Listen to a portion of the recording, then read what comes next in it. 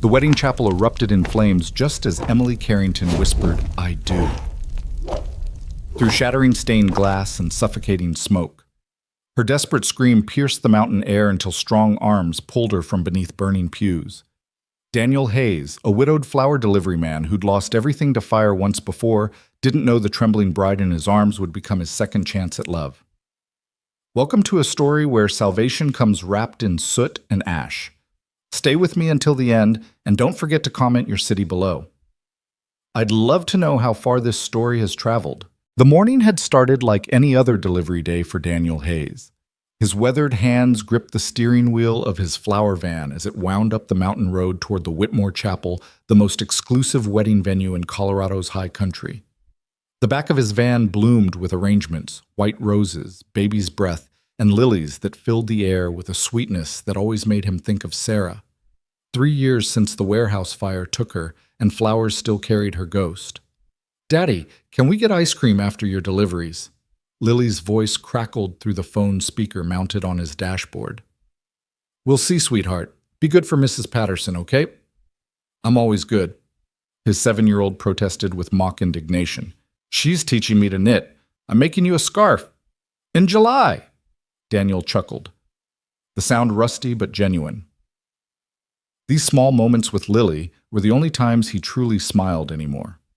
"For winter, silly. It's going to be blue like your eyes." "My eyes are brown, baby girl." "Oh, then brown like your eyes." He ended the call as the chapel came into view, its white spire piercing the clear mountain sky like a promise of heaven. The Carrington-Preston wedding. He'd seen the announcement in the society pages, old money, marrying new money, the kind of union that made headlines in the financial district. The bride's family owned half the ski resorts in Aspen. The groom's tech fortune could probably buy the other half. Daniel parked behind the catering trucks and began unloading arrangements. The summer heat was already building despite the altitude, and he wiped sweat from his forehead with the sleeve of his faded uniform shirt, the one with Hayes flowers, embroidered on the pocket, though the business was really just him and his van now. He'd downsized everything after Sarah died, couldn't bear to walk into their shop, knowing she'd never be there arranging sunflowers by the window again. Inside the chapel, controlled chaos reigned. Wedding planners barked orders into headsets while photographers adjusted lighting equipment. The altar, drowning in white silk and gold ribbon, looked like something from a fairy tale or a corporate merger dressed up as romance. Daniel had delivered to enough weddings to recognize the difference between decorations chosen with love and those selected from a portfolio to impress the society photographers. "Careful with those," a sharp voice cut through his thoughts. Preston Blackwood, the groom himself, stood near the altar in a tuxedo that probably cost more than Daniel made in 6 months. "Do you have any idea what those arrangements cost?" "Just doing my job, sir," Daniel replied evenly, setting the flowers in their designated spots. He'd learned long ago that invisible was the best way to be at these events. Invisible meant getting paid without drama. Preston's phone buzzed and his expression shifted from irritated to something darker as he read the screen. "Make sure everything's perfect," he snapped at no one in particular before striding out through a side door. Daniel continued his work methodically, but something nagged at him, a smell beneath the flowers and furniture polish. Faint, but familiar. His years as a fire captain had trained his senses to detect danger, and though he'd walked away from that life, the instincts remained. He paused, inhaling deeply. There, a chemical tang that didn't belong. "Excuse me, you're in the shot." A photographer waved him aside impatiently. Daniel moved but kept his senses alert. The smell grew stronger near the back of the chapel where antique tapestries hung between tall windows. His pulse quickened. He knew that smell accelerant. His mind immediately cataloged exits, counted people, calculated response times, old habits rushing back like muscle memory. The vestibule door opened and Emily Carrington entered for her final preparations. Even from across the chapel, Daniel could see she was stunning in the way that money and breeding cultivated porcelain skin, honey blonde hair twisted into an elaborate style that must have taken hours, a dress that seemed to be made of captured starlight. But it was her eyes that caught him. They looked trapped, like a bird that had just realized the golden cage door had locked. Emily's shoulders back, An older woman, her mother by the resemblance, adjusted the bride's veil with sharp, efficient movements. "Remember, you're a Carrington. Act like it." "Yes, mother." The words were dutiful, but Daniel heard something else underneath. Resignation, fear. He'd heard that tone before in victims' voices at accident scenes, people in shock who answered questions automatically while their minds were elsewhere. 20 minutes until ceremony, someone announced. Daniel finished placing the last arrangement and headed for his van. Whatever was happening here wasn't his business. He'd learned the hard way that playing hero came with a price. Sarah had begged him to leave the fire department, to choose safety, to choose their family. He'd promised her after just one more shift, one more save. But that one more shift had been the warehouse fire, and by the time he'd made it home, she was gone trying to save their neighbor's cat from a kitchen fire in their apartment building. The smoke had been too much for her asthma. He'd saved 13 people that night while his wife died alone. He was loading his empty flour containers when he heard it, a sound like breaking kindling followed by a whoosh that sent ice through his veins. Through the chapel's tall windows, orange light bloomed where there should have been only afternoon sun. Fire! Someone's scream shattered the mountain quiet. Daniel's body moved before his mind could stop it. 3 years of deliveries vanished. He was Captain Hayes again, muscles remembering protocols, brain calculating scenarios. The main entrance was already blocked, smoke billowing out in black clouds. The side door, he'd seen Preston use it earlier. He sprinted around the building, his flower delivery uniform no protection against what he was about to do. The side door was open, smoke pouring out, but not yet thick at ground level. Inside, screams mixed with the roar of flames that were spreading faster than they should, confirming his suspicion about accelerant. "Everyone down, crawl to the exits." His captain's voice cut through panic, commanding and clear. "Stay below the smoke, move." Bodies scrambled past him. Caterers, photographers, guests who'd arrived early. He counted them automatically while scanning for anyone trapped. The fire was moving with unnatural hunger, devouring silk decorations and antique wood with equal appetite. The old chapel's ventilation was feeding it like a chimney. Then he heard a single desperate scream from near the altar. Through the smoke, he saw white silk pooling on the floor. Emily. Her elaborate dress had caught on something, and she was pulling frantically at the fabric while flames advanced from both sides. Daniel didn't think. He charged through the heat, feeling it sear his exposed skin. The decorated altar was fully ablaze now, pieces of burning fabric floating down like hellish snow. Emily's eyes met his terror, mixed with something else. Recognition. Hope. Hold still. He dropped to his knees beside her, pulling out the pocket knife he always carried, another holdover from his captain days. The dress fabric was caught on a nail, and the old floorboards layers of expensive silk and tulle wrapped around it like a trap. The heat was unbearable, smoke thick enough to chew. I can't breathe." Emily gasped, her perfectly styled hair now, wild makeup streaming down her face in sooty tears. "Yes, you can. Look at me. Breathe with me." He kept his voice steady while sawing through the fabric, remembering how he used to calm victims. In through your nose, out through your mouth. That's it. The knife finally cut through the last layer. Without ceremony, he hauled Emily to her feet and half-carried, half-dragged her toward the side exit. A beam crashed down behind them, sending up a shower of sparks. The windows began exploding from the heat, each one sounding like a gunshot. They burst out into daylight, Daniel's lungs screaming for clean air. He pulled Emily further from the building onto the grass where other survivors had gathered. She collapsed, the ruined dress spreading around her like spilled cream, coughing and gasping. "Is everyone out?" Daniel demanded, already counting faces, comparing to his mental tally. "The wedding party was all in the back rooms," someone said. "They got out through the rear exit." But Preston wasn't among them. Daniel spotted him standing apart from the crowd, his expression strange, not shocked or relieved, but calculating. Watching Emily with an intensity that raised every protective instinct Daniel had thought died with his captain's badge. "Thank you," Emily whispered, her voice raw from smoke. She was looking up at him with those trapped bird eyes, but something in them had changed. The cage door wasn't just locked anymore. It had been blown open. "You saved my life." "Just did what anyone would do," Daniel replied, but they both knew that wasn't true. The other guests had run. The wedding party had saved themselves. Even her groom stood at a safe distance, making no move to comfort his bride. Sirens wailed up the mountain road, his former brothers coming to fight what he'd run from. Daniel stood to give them space, but Emily's hand caught his wrist. Her grip was surprisingly strong for someone who'd just survived a fire. "What's your name?" she asked. "Daniel. Daniel Hayes." "I'm Emily." She laughed a broken sound, though I guess the wedding dress gave that away. "Emily." Her mother descended like a designer-clad vulture. "Oh my God, your dress, the family heirloom, 4 generations of Carrington women." "Mother, I nearly died." "Don't be dramatic, you're fine." Mrs. Carrington's eyes swept over Daniel dismissively. "Thank you for your assistance. I'm sure Preston will compensate you appropriately." The casual assumption that money could pay for everything, even a life saved, ignited something in Daniel he'd thought was ash. But before he could respond, Emily stood swaying slightly. The ruins of her dress shed pearls and burnt lace with every movement. "I need to go to the hospital," she said quietly.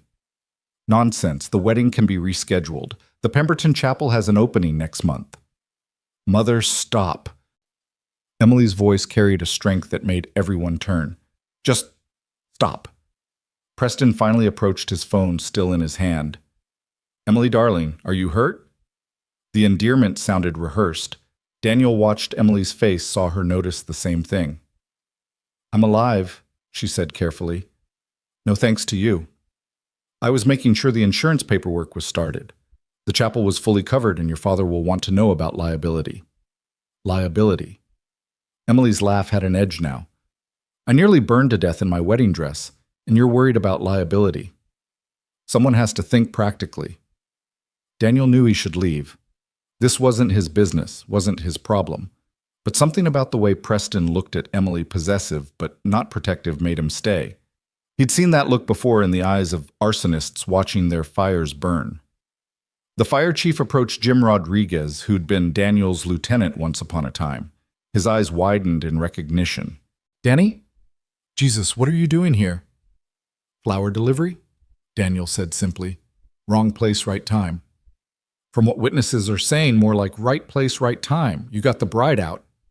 Daniel nodded, watching Jim's expression shift to something professional and concerned. "This fire's all wrong," Jim said quietly for Daniel's ears only. "Spread pattern doesn't make sense for an accident. Accelerant traces everywhere. We're treating it as suspicious." Daniel's eyes found Preston again, who was now arguing with someone on his phone, gesticulating angrily. Emily sat on the grass, her mother fussing over her while she stared at nothing, or maybe everything. The mountain view, the clear sky, the world beyond burnt silk, and family expectations. "You might want to keep an eye on her," Daniel told Jim. Whoever set this knew exactly when the chapel would be fullest. "Gee, you think someone targeted the wedding?" "I think someone knew exactly when and where to cause maximum damage." Daniel kept his voice low. "The accelerant was placed specifically to block exits. If I hadn't noticed the smell earlier..." "Still got those instincts, huh?" Jim clapped him on the shoulder. "You ever think about coming back? Department could use someone with your experience." "No." The word came out harsher than intended. "Those days are over." Jim didn't push. He'd been at Sarah's funeral, knew why Daniel had walked away. The EMTs arrived loading Emily onto a gurney despite her protests that she was fine. Her mother climbed into the ambulance with her still complaining about the dress. Preston didn't even look up from his phone. Daniel returned to his van, hands shaking now that the adrenaline was wearing off. His shirt was singed, his throat raw from smoke, but he was alive. Emily was alive. That had to be enough. He drove down the mountain on autopilot muscle memory, navigating the curves while his mind replayed every second of the fire. The smell of accelerant, the too-fast spread pattern, Preston's strange calm, Emily's trapped eyes. None of it was his problem. He'd done his part, saved a life, could go home to Lily with a clear conscience. But those eyes, that look of recognition when she'd seen him through the smoke, not just as a rescuer, but as someone who understood what it meant to be trapped by circumstances beyond your control. His phone rang through the van's speaker, Mrs. Patterson, Lily's babysitter. "Mr. Hayes, I'm sorry to bother you, but Lily saw something on the news about a fire at a wedding chapel. She's very upset, keeps asking if you're okay. I'm fine. Tell her I'm coming home now. Oh, good. She'll be relieved. She's such a sensitive soul, that one. Gets it from her mother, I imagine. The casual mention of Sarah hit harder than the smoke had. 3 years and people still spoke of her in present tense sometimes, as if she'd just stepped out for groceries instead of being buried in Mountain View Cemetery. When he pulled into his driveway, a modest cabin on the outskirts of town, all he could afford after the medical bills and funeral expenses, Lily burst out the front door. She threw herself into his arms before he'd fully exited the van. Daddy, Mrs. Patterson said there was a fire. Were you there? Are you hurt? You smell like smoke. The words tumbled out in a 7-year-old rush of concern. I'm okay, baby girl. Everyone's okay. Did you save people like you used to? The question hung between them. Daniel had never told Lily the details of why he'd quit the fire department, only that Mommy had gone to heaven and he'd decided to deliver flowers instead. Someday when she was older, he'd have to explain how her mother died trying to be brave like him, how his example had killed her as surely as the smoke. Just one person, he said finally, a bride who needed help. Was she pretty? Was she like a princess? Daniel thought of Emily in her ruined dress covered in soot but somehow luminous with survival. Yeah, I suppose she was. Good. Princesses should be saved. Lily pulled back, examining him critically. You have black stuff on your face. That's called soot. I need a shower. And then ice cream. You promised maybe ice cream. Did I? Daddy. She gave him the look that was pure Sarah exasperated affection mixed with determination. You always say maybe when you mean yes. He couldn't argue with that logic. 20 minutes later, showered and changed, he sat across from Lily at Murphy's ice cream parlor, watching her attack a sundae bigger than her head. The local news played on the TV mounted in the corner, already covering the chapel fire. Believed to be arson, the reporter was saying. The bride, Emily Carrington, daughter of real estate mogul Charles Carrington, was rescued by a local flower delivery driver. She's being treated for smoke inhalation, but is expected to make a full recovery. The wedding to Preston Blackwood, CEO of Blackwood Technologies, has been postponed indefinitely. They showed a photo of Emily and Preston from some charity gala, her smile bright, but not reaching her eyes, his hand possessive on her waist. Then footage of the chapel fully engulfed the place where fairy tales were supposed to begin, reduced to char and memory. That's her. Lily pointed at the screen with her spoon dripping chocolate. The princess you saved. Don't point, baby. It's not polite. But she's pretty. Even prettier than the other princesses. Other princesses. In my books, she looks sad, though, even when she's smiling. From the mouths of babes. Daniel studied the photo again, seeing what his daughter saw a woman performing happiness rather than feeling it. His phone buzzed. Unknown number. Hello. Mr. Hayes. This is Emily Carrington. I got your number from the fire chief. I hope you don't mind. Her voice was hoarse but steady. Daniel stepped outside away from the ice cream parlor's chatter. Miss Carrington, how are you feeling? Like I've been gargling gravel but alive, thanks to you. A pause. I wanted to thank you properly. Could we meet? I could buy you dinner, or... That's not necessary. Please, Her voice cracked slightly. I need to talk to someone who was there, someone who understands what really happened. The smart answer was no. The safe answer was to maintain distance, to go back to his small life with his daughter and his flowers and his ghosts. But something in her voice, that same trapped quality he'd heard in the chapel, made him hesitate. There's a coffee shop on Main Street, he heard himself say. Thompson's, tomorrow at 10. Yes, thank you. I'll be there. After she hung up, Daniel stood in the evening air wondering what he'd just agreed to. In the ice cream parlor, Lily waved at him through the window, face covered in chocolate, grinning. She'd lost another tooth that week, and the gap made her look younger and older simultaneously. 7 years old and already too perceptive, too aware that her father carried sadness like a shadow. He went back inside, helped her clean up, listened to her chatter about Mrs. Patterson's knitting lessons and the butterflies she'd seen, and how Tommy from her class was stupid, but not mean stupid, just confused stupid. Normal life, safe life. the kind Sarah had wanted for them. But that night after Lily was asleep, Daniel stood on his porch looking at the stars and thinking about trapped birds and burning chapels, and a woman who'd looked at him through smoke like he was her last hope.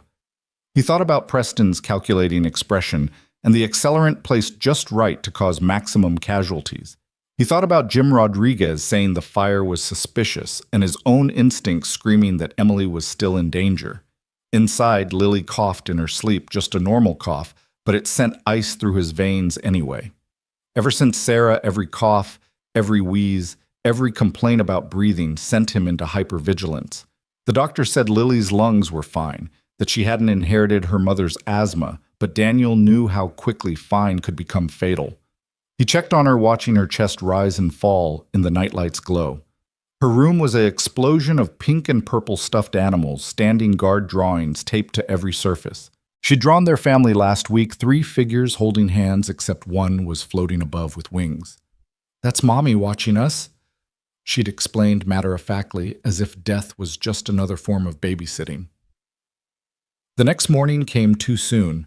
Daniel dropped Lily at summer camp, then drove to Thompson's coffee shop, a local institution that hadn't changed since the 1950s. Red vinyl booths, chrome fixtures, coffee strong enough to wake the dead. He chose a corner booth with clear sightlines to both exits, another habit that wouldn't die. Emily arrived 15 minutes late, looking nothing like the society bride from yesterday. Jeans, a simple sweater, hair pulled back in a ponytail. No makeup. She looked younger, more vulnerable, more real. She also looked exhausted with the kind of bone-deep weariness that came from more than just surviving a fire. "I'm sorry I'm late. Reporters were camped outside my parents' house. I had to sneak out the back like a teenager." "No problem. Coffee." "God, yes, I haven't slept. Every time I close my eyes, I smell smoke." Daniel signaled. The waitress ordered 2 coffees and reflexively added, "She'll have cream, no sugar," then caught himself. "Sorry, I don't know why I—" "That's right, actually. How did you know—" He didn't have an answer. Something about her just seemed like cream, no sugar softness without artificial sweetener. The coffee arrived, and Emily wrapped her hands around the mug like it was a lifeline.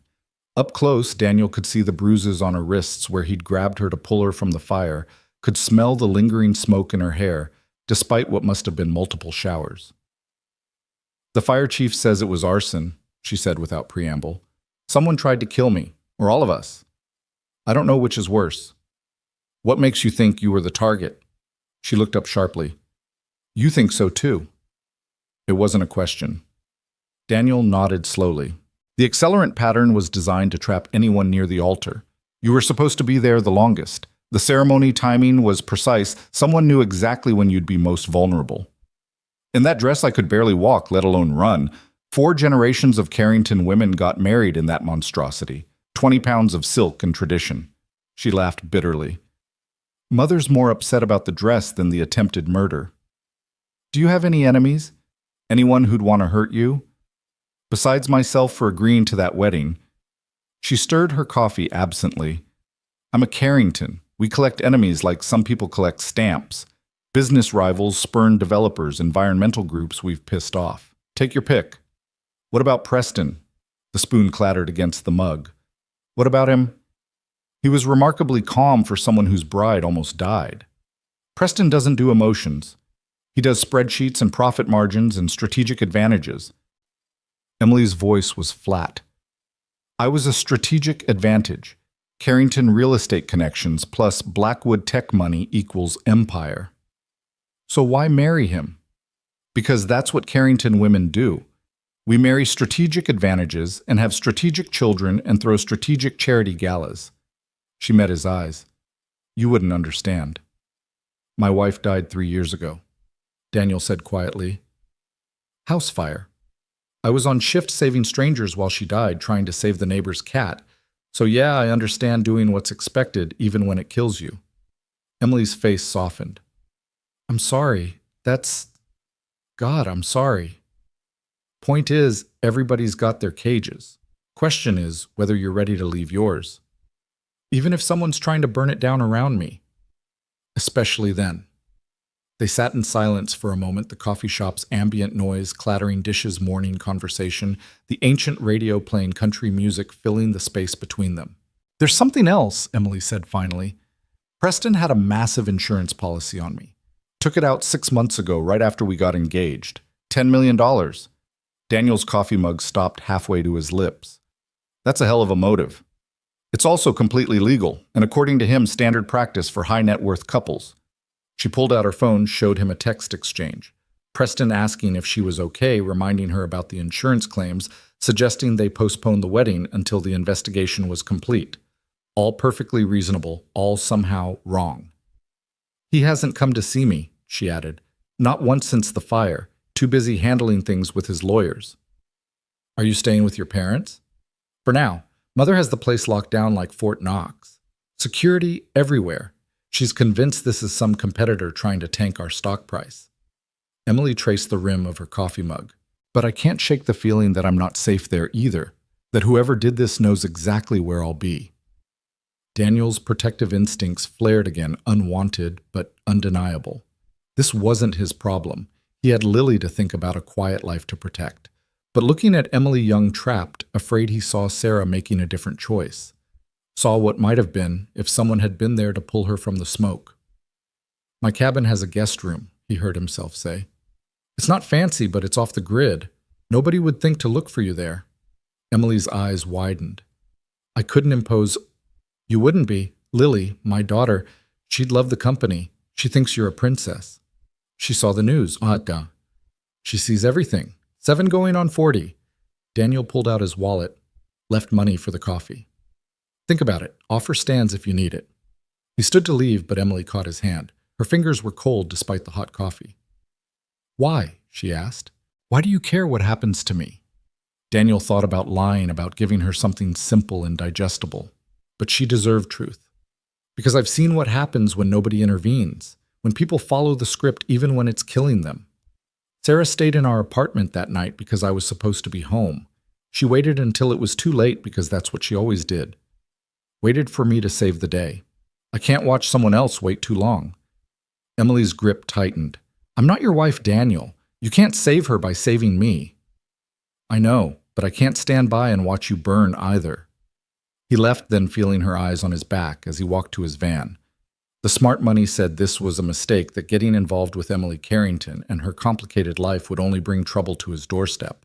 But smart money had never pulled someone from a fire, never seen that moment when survival crystallizes into something harder and brighter than diamonds. His phone rang as he drove to pick up Lily. Jim Rodriguez. "Danny, you were right about the accelerant.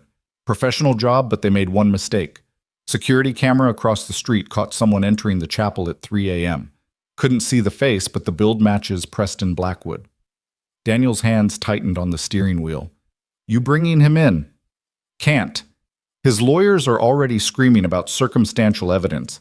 Plus, he's got an alibi supposedly at a bachelor party until 4 a.m.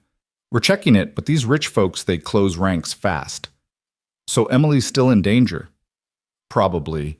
We've got a unit watching the Carrington place, but—" Jim paused. "You really think the fiancé tried to kill her?"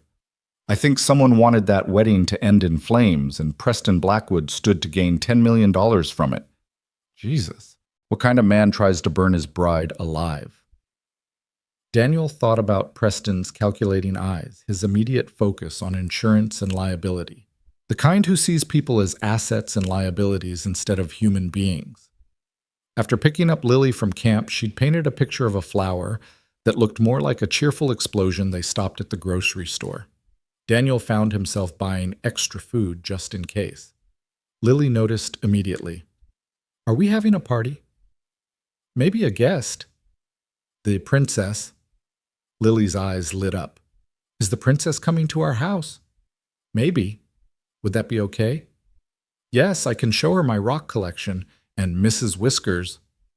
Mrs. Whiskers was the stray cat they'd adopted last year, a cranky tabby who only tolerated Lily. "Princesses might not like rocks and cats, baby." "Then she's not a real princess?" Lily's logic was as always irrefutable. That evening, as Daniel was helping Lily with a puzzle, she insisted on doing the edges first, just like Sarah used to. His phone rang. "Emily. Is the offer still open?" Her voice was shaky. Someone broke into my room. Nothing taken, but they left. They left matches on my pillow, a whole box of them arranged to spell out, "Next time." Pack light. I'll pick you up in an hour. Daniel, I don't want to put you and Lily in danger. You're not. Whoever's doing this is a coward who attacks when people are vulnerable. They won't come after you somewhere protected. Text me when you're ready. He hung up and looked at Lily, who was pretending not to eavesdrop. Is the princess in trouble? Yeah, baby. She needs somewhere safe to stay. Our house is safe. You made it safe after Mommy died. All the smoke detectors and the fire ladder and the special locks. She placed another puzzle piece with careful precision. Plus we have Mrs. Whiskers. She's very fierce. As if summoned, the cat stalked through the room, paused to glare at them both, then continued to whatever pressing cat business awaited. Very fierce, Daniel agreed. An hour later, he pulled up to the service entrance of the Carrington estate. Emily was waiting with a single suitcase and a backpack, looking around nervously. She'd changed into dark clothes, her hair hidden under a baseball cap. She looked less like an heiress and more like a college student sneaking out past curfew. This feels insane, she said as she got in the van. Insane is staying somewhere your stalker knows to find you. Preston's not a stalker. He's what? Because from where I'm sitting, he's a man who took out a massive insurance policy on you and was remarkably unaffected when you almost died. Emily was quiet for a long moment. Then, he's exactly what my parents wanted for me. Successful, connected from the right family. We dated for 2 years, and I can count on one hand the times he asked what I wanted, instead of telling me what I should want. Why did you say yes when he proposed? Because saying no wasn't an option. Not for a Carrington woman. We don't get to choose our own adventures. She laughed bitterly. God, I sound pathetic. You sound trapped. There's a difference.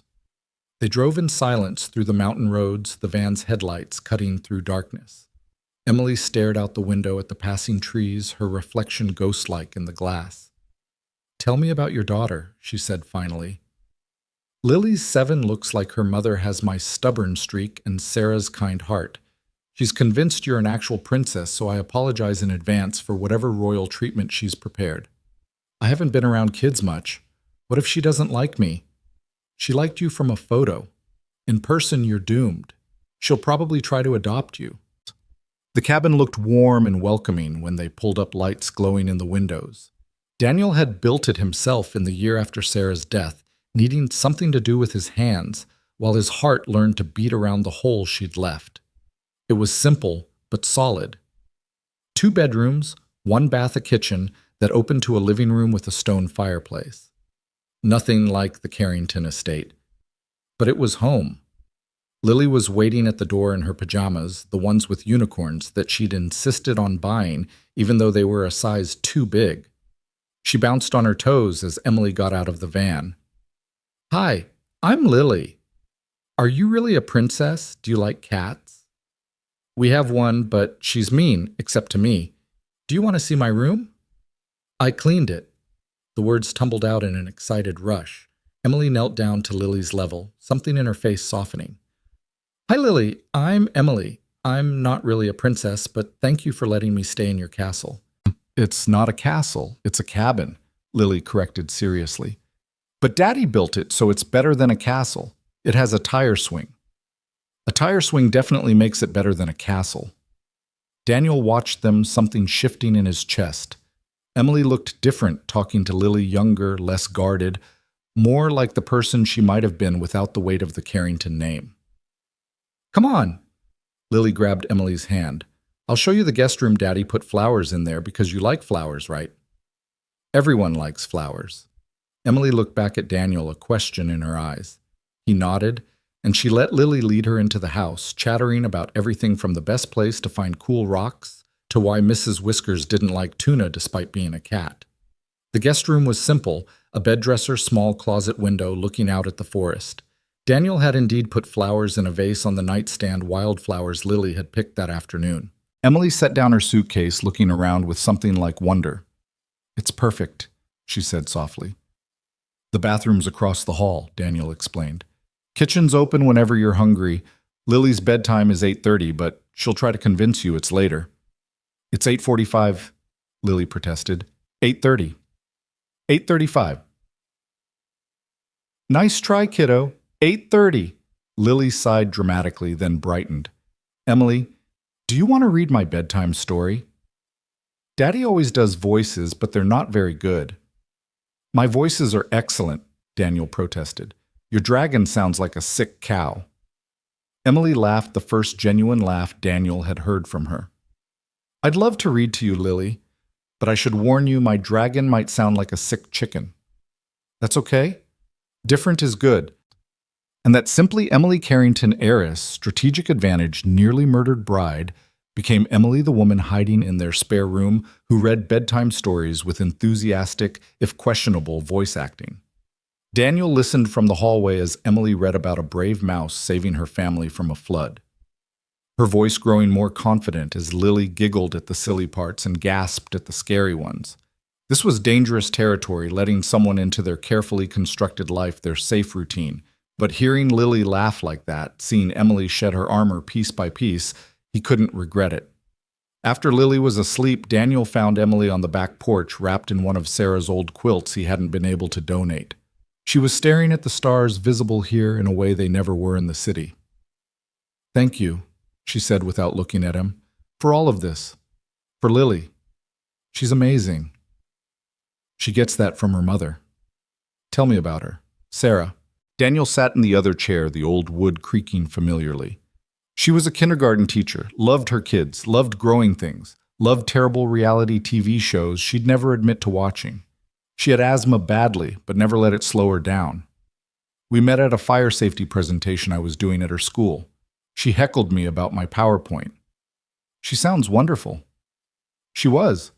She also drove me crazy with her optimism. Always thought everything would work out, that people were basically good, that love conquered all. He paused. Maybe she was right. She loved that neighbor's cat enough to die trying to save it. Do you blame her? No. I blame myself for teaching her that running into danger was noble, for being the example that got her killed. Emily turned to look at him. You saved my life yesterday. That wasn't nothing. Yesterday I was just a delivery driver who couldn't ignore his instincts. No, Emily said firmly. Yesterday you were a hero. You ran into a burning building for a stranger. Most people can't even do that for people they love. They sat in comfortable silence, the night sounds of the forest surrounding them. Then Emily's phone buzzed. She looked at it and paled. What is it? She showed him the text. From Preston. Where are you? Your mother is worried. This is childish, Emily. Come home and we'll discuss the wedding like adults. How does he know I left? Emily's voice was shaky. Daniel took the phone, studied it. He doesn't necessarily. This could be phishing. Don't respond. What if he won't find you here? This place isn't in my name. I put it in a trust for Lily after Sarah died, off the grid like I promised. Another text came through. I know you're scared, but running won't solve anything. We have contracts to consider. Obligations. Contracts and obligations, Emily said flatly. That's his version of romance. Block his number. I can't. If I do, my parents will... She stopped. God, I'm 28 years old and still afraid of disappointing my parents. Block his number, yeah, Daniel repeated gently. Your parents aren't the ones getting threatening messages and burnt offerings on their pillow. Emily looked at him for a long moment, then blocked Preston's number with decisive taps. There. I did it. I actually did it. How does it feel?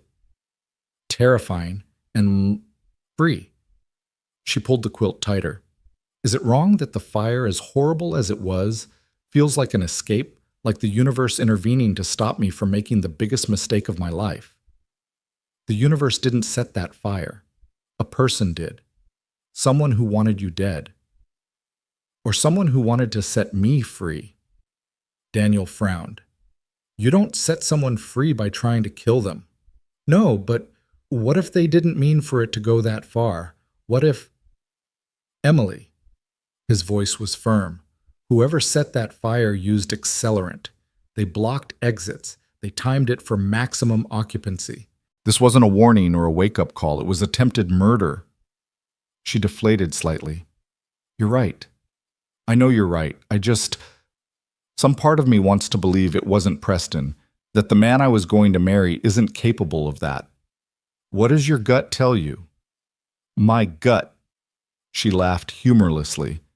My gut's been overruled by family obligation for so long I don't know what it sounds like anymore. The next morning arrived with Mrs. Whiskers yowling at Emily's door, apparently offended by the presence of a stranger in her domain. Daniel found Emily in the kitchen at dawn making coffee with the careful movements of someone trying not to wake the household. Sorry, she whispered. I couldn't sleep. Every time a branch creaked, I thought, You thought someone was coming for you. Daniel poured himself a cup, noting she'd already figured out his ancient coffee maker. That's normal. After Sarah died, I heard fire alarms in every sound for months. How did you get past it? I built this place. Needed something to do with my hands, something I could control. Every board, every nail, every stone in that fireplace, I placed them all. Made me feel like I could protect what mattered. Emily traced the grain of the wooden counter. I've never built anything, never created something that was just mine. The Carrington women don't build, we acquire, we merge, we strategically position. Maybe it's time to change that. Before Emily could respond, Lily shuffled in hair, a wild tangle dragging her favorite stuffed rabbit. Emily, you're still here. Did you think I'd leave? Emily asked, seemingly genuinely concerned. Sometimes people leave, Lily said matter-of-factly, climbing into a chair. But Daddy said you needed somewhere safe, and our house is the safest. We have 3 fire extinguishers and everything. Daniel started making Lily's breakfast scrambled eggs with cheese the way she liked them. Emily watched him move around the kitchen with practiced efficiency, this simple domestic routine that had become their morning ritual. Can I help? Emily asked. Can you make toast? I think I can manage that. It should have been awkward, this stranger in their kitchen, disrupting their careful balance. But Emily moved carefully, respectfully, finding the bread, figuring out the temperamental toaster that only worked if you held the lever down for 3 seconds. When she burned the first piece, Lily giggled. It's okay, Daddy burns toast all the time. I do not burn toast all the time. Remember Tuesday? The smoke detector went off. That was a mechanical failure. The toast was Black Daddy. Emily laughed, really laughed, and the sound filled the kitchen like sunlight. They ate breakfast together, Lily chattering about her plans for the day. Camp had a field trip to the nature center, and she was hoping to see the baby owls. Emily listened with genuine interest, asking questions about owls that delighted Lily and revealed she knew more about nature than her city girl appearance suggested. After Daniel dropped Lily at camp, he returned to find Emily on the porch, with his laptop frowning at the screen. I'm looking at Preston's company, she said. His financials. Something I should have done 2 years ago. And Blackwood Technologies is hemorrhaging money. Has been for 18 months. He's been hiding it with creative accounting, but the signs are there. She turned the screen toward him. He needed this marriage. Not just needed. My family's connections would have saved his company. That's a motive for marriage, not murder. Unless... Emily pulled up another window. 3 days before the fire, Preston increased my life insurance policy. Not just the amount, he changed the terms. In case of accidental death, the payout doubles. $20 million. Daniel felt the pieces clicking together. Enough to save his company, and then some. He must have known I was having doubts. I'd been asking questions, pushing back on wedding details. Small rebellions, but he noticed. Preston always notices deviations from the plan. Emily's hands shook slightly. I was going to go through with it anyway. Would have walked down that aisle, said those vows lived that life. The fire saved me from a different kind of death. Don't romanticize it, Daniel said sharply. You almost died. Really died, not metaphorically. I know, She closed the laptop. For 28 years, I've done everything right. Perfect grades, perfect internships, perfect engagement to the perfect man from the perfect family. And it was killing me so slowly I didn't even notice. Then yesterday, covered in soot and gasping for air, I felt more alive than I had in years. Daniel understood that feeling too well. The clarity that came with danger the way near death could make you suddenly urgently aware of living. He'd chased that feeling for years as a firefighter until it cost him everything.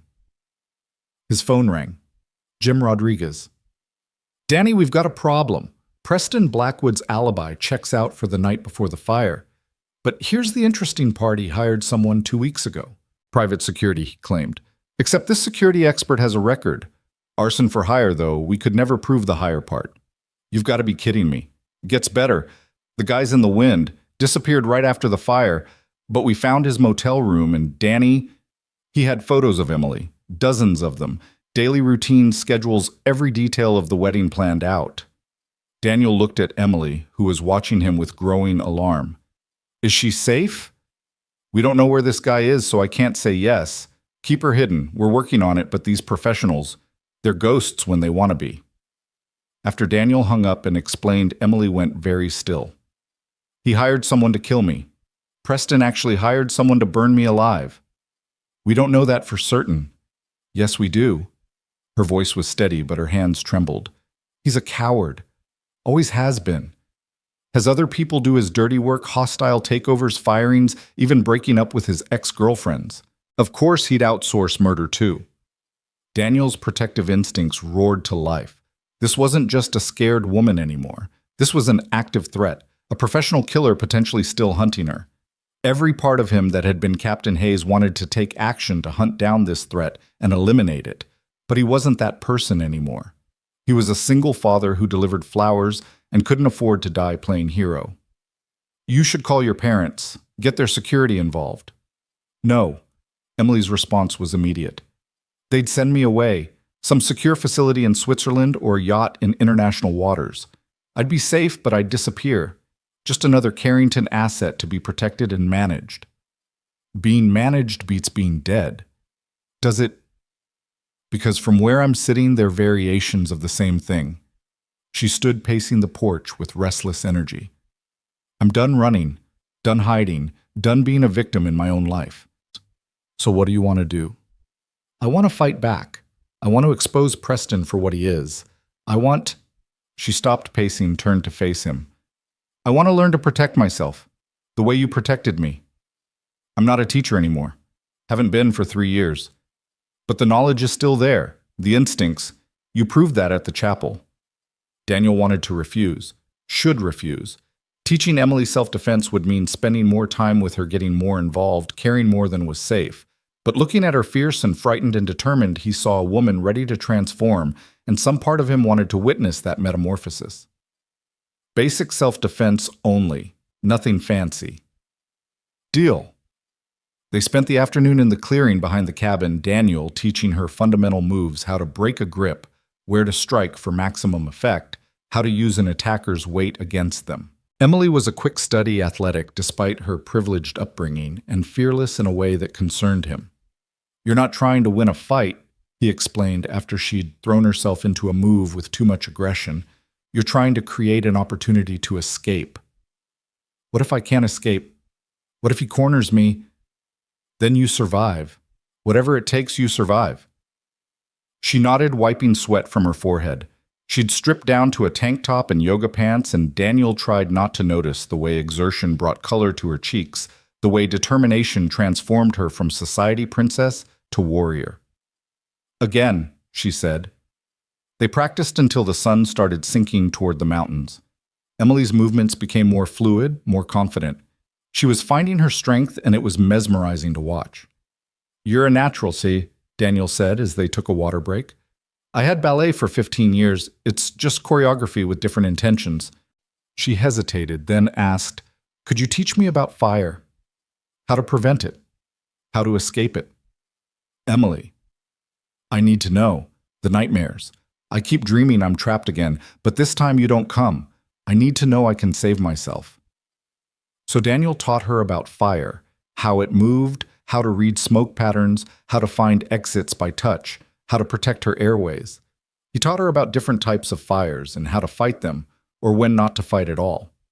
She absorbed it all with intense focus, as if knowledge could armor her against future threats. When it was time to pick up Lily, Emily rode along. At the camp, parents gave them curious looks. Everyone knew Daniel Hayes, the widowed flower delivery man. But who was this beautiful woman in his passenger seat? Lily bounded over full of stories about owls and beetles and a boy named Marcus who'd eaten a bug on a dare. Emily, guess what? I told everyone you're staying with us. And Madison said you can't be a real princess because princesses don't stay in cabins. But I told her you're a different kind of princess, the kind that's brave and doesn't need a castle. Was that okay? Emily knelt down to Lily's level. That was perfect. I'd much rather be a brave princess than a castle princess. Good. Can we get ice cream? Daddy sometimes says yes on Wednesdays. It's Thursday, baby, Daniel corrected. But Emily's here, so it's Special Thursday, which is like Wednesday but better. Her logic was irrefutable. They went to Murphy's where the locals stared openly at their little trio. Daniel could practically hear the gossip mills starting the Hayes widow with a beautiful stranger, and so soon after the chapel fire that everyone had heard about. He ignored them, focused on Lily's detailed explanation of why chocolate was superior to vanilla, and Emily's thoughtful counter-argument in favor of strawberry. That evening, after Lily was asleep, Daniel found Emily researching on his laptop again. This time she was looking at self-defense courses, survival training, even firefighting basics. Planning to become an action hero? He asked, handing her a cup of tea. Planning to never be helpless again. She accepted the tea gratefully. I've spent my whole life letting other people make decisions for me. Where to go to school, what to study, who to date, who to marry. Even my rebellions were within acceptable parameters.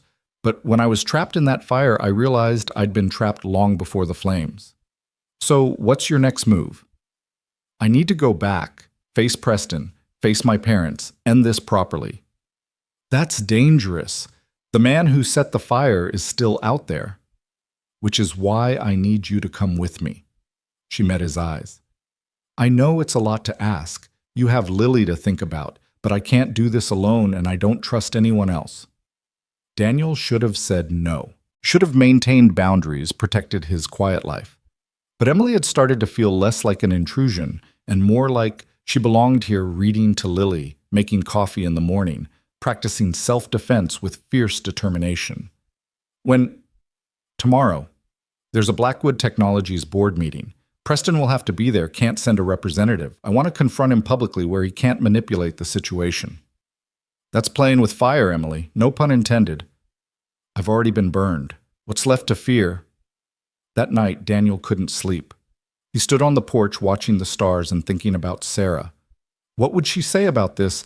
About him getting involved with Emily Carrington and her complicated, dangerous life? Sarah had always accused him of needing to save people, of being addicted to being the hero. Maybe she'd been right. Maybe that's what this was, another chance to play savior. But then he thought about Emily at dinner helping Lily cut her chicken, laughing at his daughter's jokes, fitting into their life like she'd always been there. This felt different. Not like saving someone, but like finding someone. A sound from inside made him turn. Emily stood in the doorway, wrapped in Sarah's quilt again, looking lost.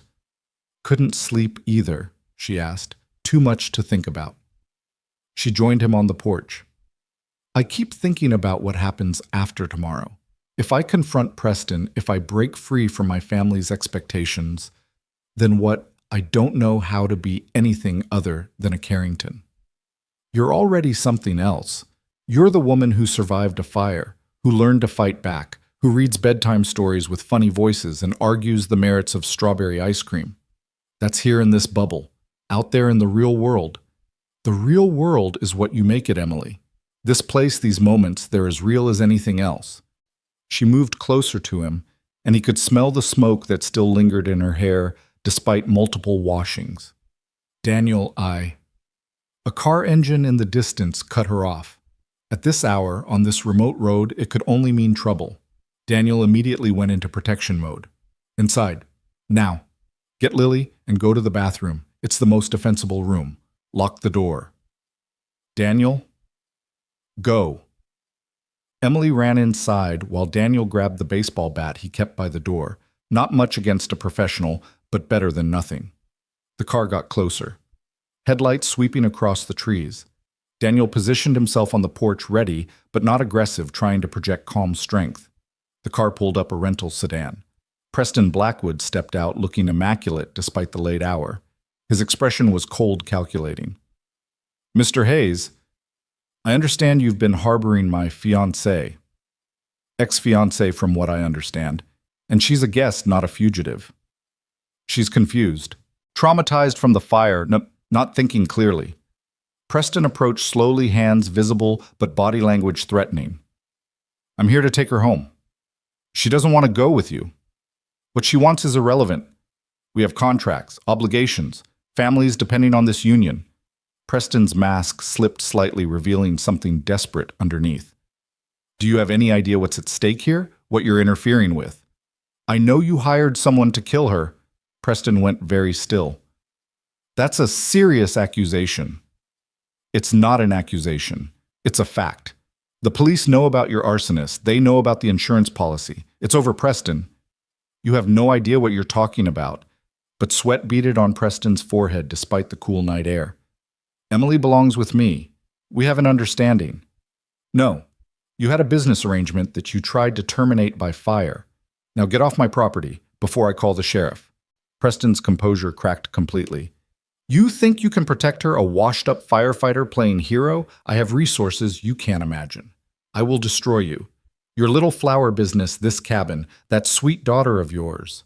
The threat to Lily flipped a switch in Daniel. Before his conscious mind could intervene, Preston was on the ground with Daniel's knee in his back and his arm twisted behind him. Listen very carefully. Daniel said, his voice low and dangerous.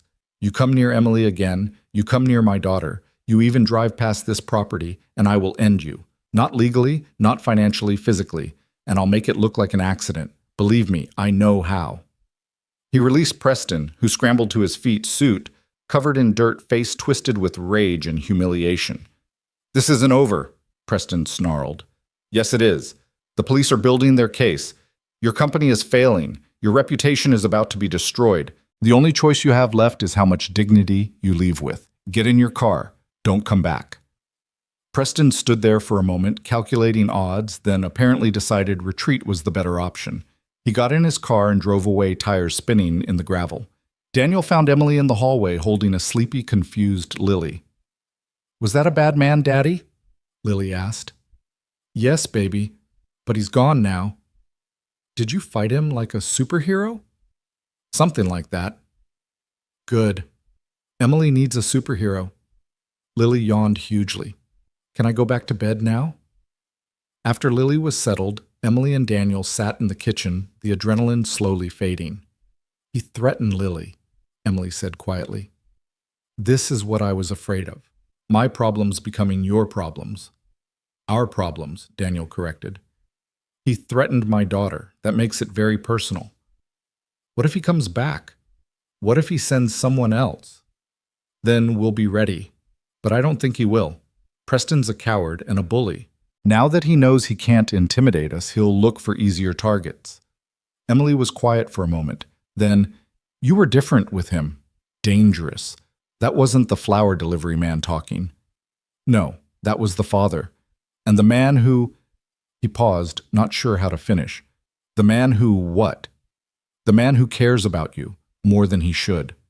The words hung between them, honest and complicated. Emily reached across the table, took his hand. I care about you too, you and Lily both. These past few days, I felt more like myself than I have in years.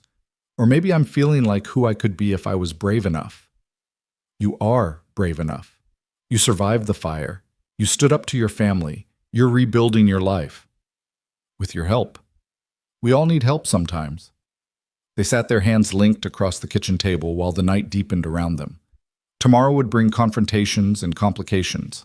But tonight, in this moment, they had found something neither had been looking for, a connection forged in crisis, but tempered with something deeper, something that might survive beyond the immediate danger. Emily squeezed his hand. Thank you. For everything. For saving me at the chapel, for taking me in, for protecting me from Preston, for showing me what a real family looks like. Emily, I know this is complicated, and you have Lily to think about, and we barely know each other. But Daniel, when I'm here, I feel like I can breathe for the first time in my life. Is that crazy? If it is, then I'm crazy too, because having you here feels... He searched for words. It feels like something I didn't know was missing, just clicked into place. They stayed at the table talking until dawn began to lighten the sky, sharing stories of their pasts, their fears, their hopes. Emily talked about the weight of family expectations, the suffocating presence of old money and older traditions. Daniel talked about the guilt of surviving when Sarah hadn't the challenge of raising Lily alone, the quiet desperation of going through motions without feeling alive. "We're both haunted," Emily said as the first birds began to sing. "You by what you lost, me by what I never had. Maybe that's why this works. We understand each other's ghosts. Or maybe we're just two people who needed to almost lose everything to realize what we really wanted." Lily woke up early, as children do, seemingly unaffected by the night's drama. She climbed into Emily's lap at the breakfast table as if she belonged there, chattering about her dreams and her plans for the day. "Emily, are you staying forever?" she asked with a child's directness. I don't know, sweetie." "You should stay. Daddy smiles more when you're here. And you make good toast, not burnt like Daddy's." "My toast is not burnt," Daniel protested weakly. "Tuesday, Daddy? The smoke detector?"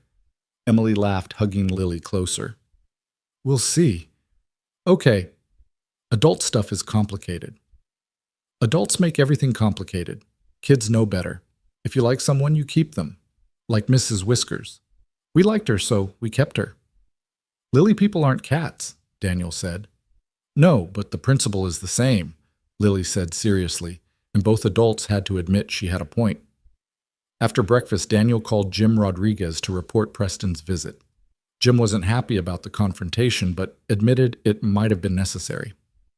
"We're close to an arrest," Jim said. "The arsonist made a mistake, used a credit card at a gas station near the chapel. We've got him on camera buying accelerant. Once we pick him up, he'll likely flip on Preston to save himself." "How long?" "Day or two at most. Keep her safe until then." The plan to confront Preston at the board meeting was obviously off. He now knew where Emily was, and the element of surprise was gone. Instead, Emily made a different decision. "I need to see my parents, tell them everything. They deserve to know what kind of man they were pushing me to marry. They might not believe you." "Probably not, but I need to try. Will you come with me?"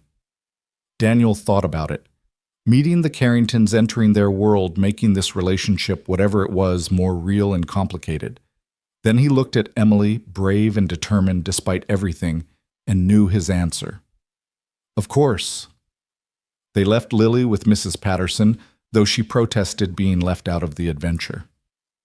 The drive to the Carrington estate was tense, Emily, growing quieter as they got closer to her parents' world. The estate was everything Daniel had expected, massive, pristine design to intimidate. The security at the gate looked suspicious of Daniel's van until Emily leaned over to identify herself. "Miss Carrington, your parents have been worried sick." "I'm fine, Thomas. This is Mr. Hayes. He saved my life at the chapel." The security guard's demeanor changed immediately. "Of course, please go right up." The main house looked like something from a movie, all marble and crystal and old money confidence. Emily's parents were waiting in what she called the small parlor, though it was bigger than Daniel's entire cabin. Charles Carrington was exactly what Daniel had pictured. Silver-haired, sharp-eyed, radiating the kind of power that came from generations of wealth. Patricia Carrington was perfectly preserved, elegant in the way that took serious money and effort to maintain. "Emily, where have you been? Preston said you were staying with some person." "Mother, father. This is Daniel Hayes. He pulled me from the fire." "Yes, we heard." Charles's tone was dismissive. "Thank you for your service, Mr. Hayes. We'll certainly compensate you appropriately." "I don't want your money," Daniel said quietly. Both Carringtons looked shocked, as if he'd spoken in tongues. "Everyone wants something," Patricia said. "You're right. I want Emily safe, which is why she's been staying with me. Preston hired someone to burn down the chapel. He was trying to kill her for the insurance money." The silence that followed was deafening. Then Charles laughed, cold and dismissive. "That's absurd. Preston Blackwood would never." "His company is failing," Emily interrupted. "He needed our money, our connections. When he realized I was having doubts, he decided $20 million in insurance was better than a reluctant bride." "Emily, you're being dramatic. The fire was an accident, or, at worst, some competitor trying to embarrass us." Preston loves you. Preston loves what I represent, what I can do for him, just like you love what this merger would do for the family portfolio. Patricia's face flushed. How dare you? How dare I what? Tell the truth, stand up for myself, choose my own life. Emily's voice rose with years of suppressed frustration. I almost died, Mother. Died wearing that ridiculous dress you insisted on marrying a man you chose, living a life you planned. And you're more upset about the dress than my life. Emily, you're being emotional. Yes, I'm being emotional. I'm feeling things, real things, not the rehearsed responses you taught me. Emily stood trembling with rage and release. I'm done. Done being a Carrington chess piece, done with strategic marriages and suitable matches, done with all of it. If you walk away from this family, Charles started. What? You'll cut me off, disinherit me. Go ahead. I'd rather be poor and free than rich and buried alive. She turned to Daniel. Let's go. There's nothing for me here. But as they headed for the door, Patricia called out, Emily, wait. They turned. Patricia's perfect composure had cracked, revealing something vulnerable underneath. Are you happy with him? This life you're choosing? Emily looked at Daniel, then back at her mother. For the first time in my life, yes. I'm happy. I'm terrified and uncertain and completely unprepared, but I'm happy. Patricia nodded slowly. Then go. But Emily, be careful. Preston's more dangerous than you know. His family, they don't accept failure. It was the closest to maternal concern Emily had probably ever heard. She nodded, and they left. In the van, Emily was quiet for a long time. Then she said, I just divorced my entire life. How does it feel? But like jumping off a cliff. Terrifying and exhilarating, and I have no idea where I'll land. She looked at him. Thank you for being there, for standing with me. Always, Sal, Daniel said and meant it. They were almost back to the cabin when Daniel noticed the car following them. Black sedan professional driver keeping perfect distance. His hands tightened on the wheel. We have company. Emily turned to look. That's not Preston's usual car. No, this is someone else. Someone better. The sedan stayed with them through every turn, not trying to hide, not trying to close distance. Just following, watching, waiting. Daniel's mind raced through options. Leading them to the cabin was out Lily would be home soon, but confrontation on a mountain road was equally dangerous. His phone rang. Unknown number.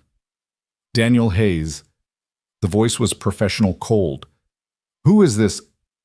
Someone who'd like to discuss terms. Pull over at the scenic overlook ahead. Just to talk.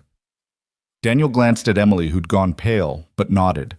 He pulled into the overlook, positioning the van for quick escape if needed. A man got out of the sedan. Middle-aged, unremarkable, except for the way he moved, too smooth to aware.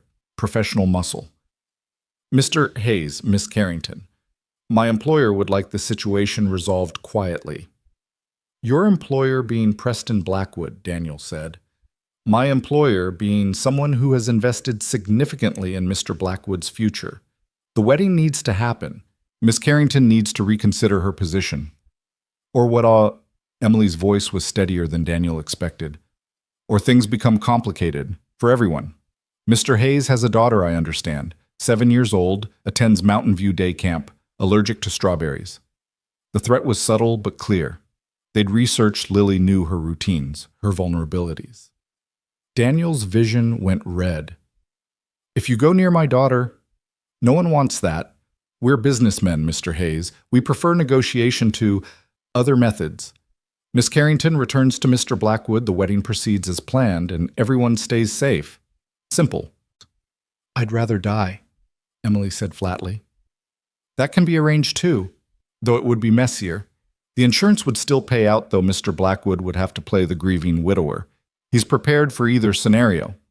Daniel stepped forward, putting himself between Emily and the man. Here's a counteroffer. You leave now. You forget about Emily, about my daughter, about all of this. And I don't call my friend at the FBI who specializes in organized crime. The man smiled thinly. You're bluffing. Am I Jim Rodriguez, Senior Agent, Denver office? We served together in Iraq before I became a firefighter. He already knows about Preston about the fire. How much more do you want him to know about your employer's investments? It wasn't entirely true. Jim was local law enforcement, not FBI. But the man didn't know that, and doubt flickered across his face. "This is bigger than you understand," he said finally. "Walk away, both of you. Disappear. That's the only way this ends well." "We're not running," Emily said, stepping beside Daniel, "and we're not afraid of you." The man studied them for a long moment. Then he smiled a cold, professional expression. "Everyone's afraid of something, Miss Carrington. It's just a matter of finding the right pressure point." He walked back to his sedan, got in, and drove away. But the threat lingered like smoke. Daniel immediately called Mrs. Patterson, told her to keep Lily inside, lock the doors, and call him if anyone unusual showed up. Then he called Jim Rodriguez and told him everything. "This is escalating," Jim said. "We need to move faster. I'm putting protection on your place." "I can protect my own family." "Not against these people, Danny. This is organized crime territory now. Let us help." After the call, Daniel and Emily sat in the van engine running, both processing what had just happened. "This is my fault," Emily said. "I brought this to your door, to Lily. No, Preston brought this. His choices, his desperation, not yours. But if I hadn't stayed with you, then you'd probably be dead and Lily and I would go on with our small, safe, half-lived life." Daniel turned to face her. "Emily meeting you, having you in our home, it's woken something in me I thought died with Sarah. Yes, it's dangerous. Yes, it's complicated. But it's also real and vital and worth fighting for. Even if it puts Lily at risk. Life is risk. Sarah died in our own apartment, the safest place she knew. Hiding doesn't guarantee safety. It just guarantees you miss out on living." Emily was quiet then. "So what do? We fight back, but smart, strategic. First we get Lily somewhere safe, then we go on offense." "How?" Daniel smiled grimly. "Preston's not the only one who can hire professionals. I know people too. People who specialize in protecting families from exactly this kind of threat." He made a call to Marcus Webb, a private security specialist he'd known from his firefighting days.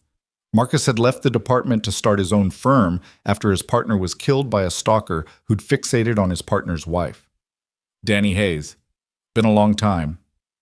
Marcus, I need your help. My family's been threatened. I'll be there in 2 hours." That simple. No questions, no hesitation. The Brotherhood of First Responders ran deep. They picked up Lily from Mrs. Patterson's, Emily holding her extra tight. Lily, with her uncanny perception, knew something was wrong. "Are the bad men coming back?" "We're going to make sure they can't," Daniel told her. "But we might need to stay somewhere else for a few days, like a vacation." "With Emily." "With Emily? Then it's okay, as long as we're together." The simple faith in her voice nearly broke him. This little girl who'd lost her mother, who'd learned too young that people could leave and never come back, still believed in the power of staying together. Marcus arrived as promised, 6'4" of controlled power with eyes that missed nothing. He listened to the whole story, asked pointed questions, then laid out a plan. "First, we get you to a secure location. I have a safe house about an hour from here. Then we dig into Preston Blackwood's finances, find the real money behind him. These investment types always have weak spots, usually involving the IRS or SEC. We find the weakness, we apply pressure, they back off." "That's simple," Emily asked. "Simple plan, complex execution, but I'm very good at execution." Within hours, they were relocated to Marcus's safe house, a comfortable cabin that looked normal from the outside, but had security measures that would make a bank vault jealous. Lily treated it like an adventure, especially when Marcus taught her a secret whistle that was actually a panic signal. That night, as Lily slept between them on the large bed she'd had nightmares and refused to sleep alone, Emily whispered to Daniel in the darkness, "Is this what family feels like? This fierce need to protect each other?" "Yeah," Daniel whispered back. "This is exactly what it feels like. I never had this growing up. Everything was transactional, strategic. This is different." "This is love," Daniel said simply. Emily was quiet for so long he thought she'd fallen asleep. Then, "I love you too, both of you. However this ends, I need you to know that. Daniel reached across Lily's sleeping form to take Emily's hand. "We're going to get through this. All of us. Together. Promise? Promise." But even as he made the vow, Daniel knew promises were fragile things in a world where wedding chapels could burn and love could be a liability. Still holding Emily's hand while his daughter slept safely between them, he chose to believe in the promise, in the possibility of a future where they were a family, not forged by crisis, but tempered by choice. Outside, Marcus kept watch, a guardian angel with a military background and very particular skills. And somewhere in the darkness, forces aligned, some for them, some against. The fire at the chapel had been just the beginning. What came next would determine if their small, unlikely family would survive or become another casualty of other people's greed. But for now, in this moment, they were together and safe and alive. Sometimes that was all the victory you could ask for. Sometimes it was enough. Tomorrow would bring new battles. But tonight, they had each other. The morning came with Marcus knocking softly on their door, his expression grim. Daniel slipped out of bed, carefully trying not to wake Emily or Lily, and followed Marcus to the kitchen where coffee was already brewing. "We have a problem," Marcus said without preamble. "My contact at the FBI says Preston's been arrested." "That's good news, isn't it?" "Should be, except he made bail in 2 hours. Someone with serious money wanted him free." Marcus pulled out his tablet showing financial records. "The bail was posted by Whitman Industries. They're a shell company, but I traced them back. Russian connections, Danny, the kind that don't accept losses." Daniel's blood ran cold. This was bigger than just Preston's desperation. This was organized crime protecting an investment. How deep is Preston in with them? 20 million deep. They fronted him the money to save his company, expecting the Carrington marriage to be their collateral. When that fell through, Marcus didn't need to finish. They both knew what happened when you couldn't pay back the Russian mob. Emily appeared in the doorway, hair mussed from sleep, wearing one of Daniel's old fire department t-shirts. "I heard voices. What's wrong?" Daniel and Marcus exchanged glances, then Daniel told her everything. Emily sank into a chair, processing. "So Preston wasn't just trying to kill me for insurance. He was trying to pay off the mob." "Looks that way. The marriage would have given him access to your family's resources. When you started having doubts, he switched to Plan B. And now that Plan B failed, now they're all desperate," Marcus said. "Which makes them dangerous." Lily wandered in, rubbing her eyes. "Why is everyone up? Is it morning?" "It's early morning, sweetheart," Daniel said, lifting her into his lap. "Want some juice?" As he got Lily settled with breakfast, his phone rang. Jim Rodriguez. "Danny, you need to see the news." Daniel turned on the small TV in the corner. The local news was running a breaking story. Preston Blackwood found dead in his apartment. Apparent suicide, though the investigation was ongoing. Emily gasped. "Oh my God." "That's not suicide, but," Marcus said flatly. "That's cleanup. They're cutting losses." "Preston's dead, child," Lily asked, looking between the adults with concern. "The bad man is gone, baby," Daniel said carefully. "Good." He was mean to Emily. The innocent simplicity of her response contrasted sharply with the complex horror of the situation. Preston was dead, but that didn't mean they were safe. If anything, it meant the people behind him were escalating. Daniel's phone rang again. Unknown number. "Mr. Hayes?" The same cold professional voice from the scenic overlook. "You've seen the news, I assume. What do you want?" "Mr. Blackwood's death is unfortunate, but his debts remain. Miss Carrington's family has resources. We're willing to negotiate a business arrangement. She's not for sale." "Everything is for sale, Mr. Hayes. It's just a matter of price. We're offering a simple transaction. Miss Carrington agrees to a payment plan using her family's assets. In exchange, everyone stays safe." "How much book?" 20 million plus interest. Call it 30 million total." Emily grabbed the phone. "I don't have access to that kind of money. My parents cut me off." "Then you'll need to reconcile with them. Family is important, Miss Carrington. Surely they wouldn't want to see their daughter suffer because of a financial disagreement." "You're threatening to hurt me if I don't pay Preston's debts." "We're suggesting that debts have a way of transferring. Mr. Blackwood is no longer available to pay. You were to be his wife. In certain circles, that makes you responsible." "That's insane. We never married. Details. You have 48 hours to arrange the first payment, $5 million. After that, we'll discuss terms for the remainder. The line went dead. Emily stood frozen, phone still in her hand. $30 million. They want $30 million, which you don't have, Daniel said. No, and even if I went crawling back to my parents, they wouldn't pay. Not for this. They'd say it was my choice to leave my consequence to face. Marcus was already on his phone making calls. I'm reaching out to my FBI contact. This is extortion, clear and simple. But will they be able to stop it in 48 hours? Emily's voice was hollow. Daniel pulled her into his arms, feeling her tremble. We'll figure this out. We always do. This isn't a burning building you can pull me from, Daniel. This is the Russian mob. They don't stop. Neither do we. Lily looked up from her cereal. Are the bad men trying to hurt Emily again? We're going to stop them, Daniel said firmly. Good. Emily's ours now. We protect what's ours. She said it with such certainty, such fierce determination in her small voice, that it broke and rebuilt Daniel's heart simultaneously. Marcus ended his call. FBI is interested but needs more evidence. The phone calls aren't enough.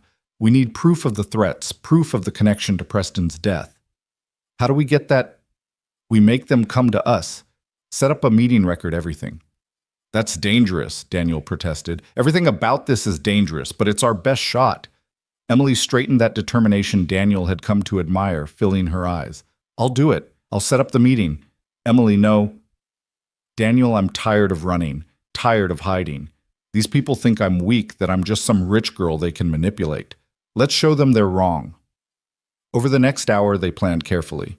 Marcus had surveillance equipment that would make the NSA jealous. Emily would agree to meet, but on their terms in a location Marcus could control. Daniel would be back up close enough to intervene if needed. Emily made the call, her voice steady, despite the fear Daniel could see in her eyes. This is Emily Carrington. I want to discuss terms.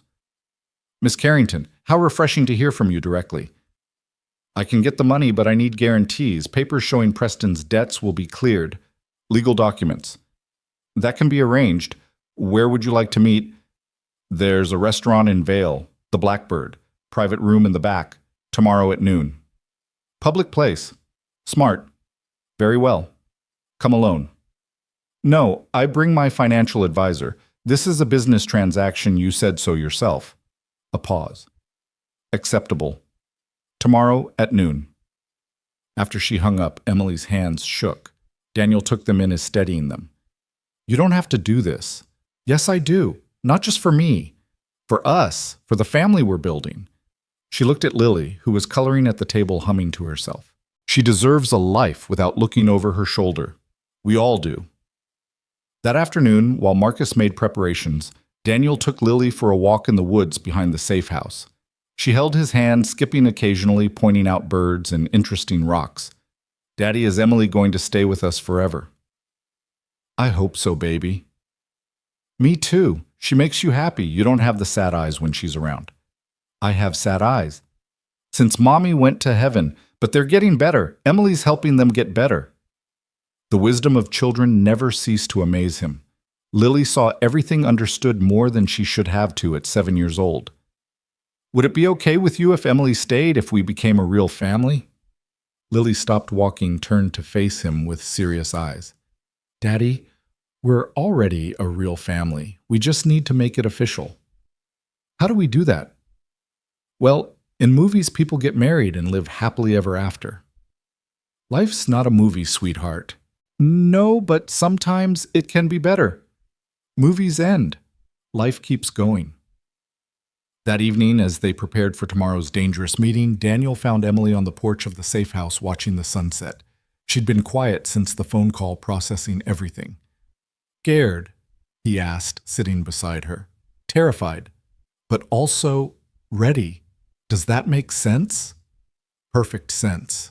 It's how I felt every time we responded to a fire. Scared, but ready. How did you do it? Face the danger over and over. By focusing on what mattered, saving lives, protecting people, making a difference. He took her hand. Now I have something even more important to focus on.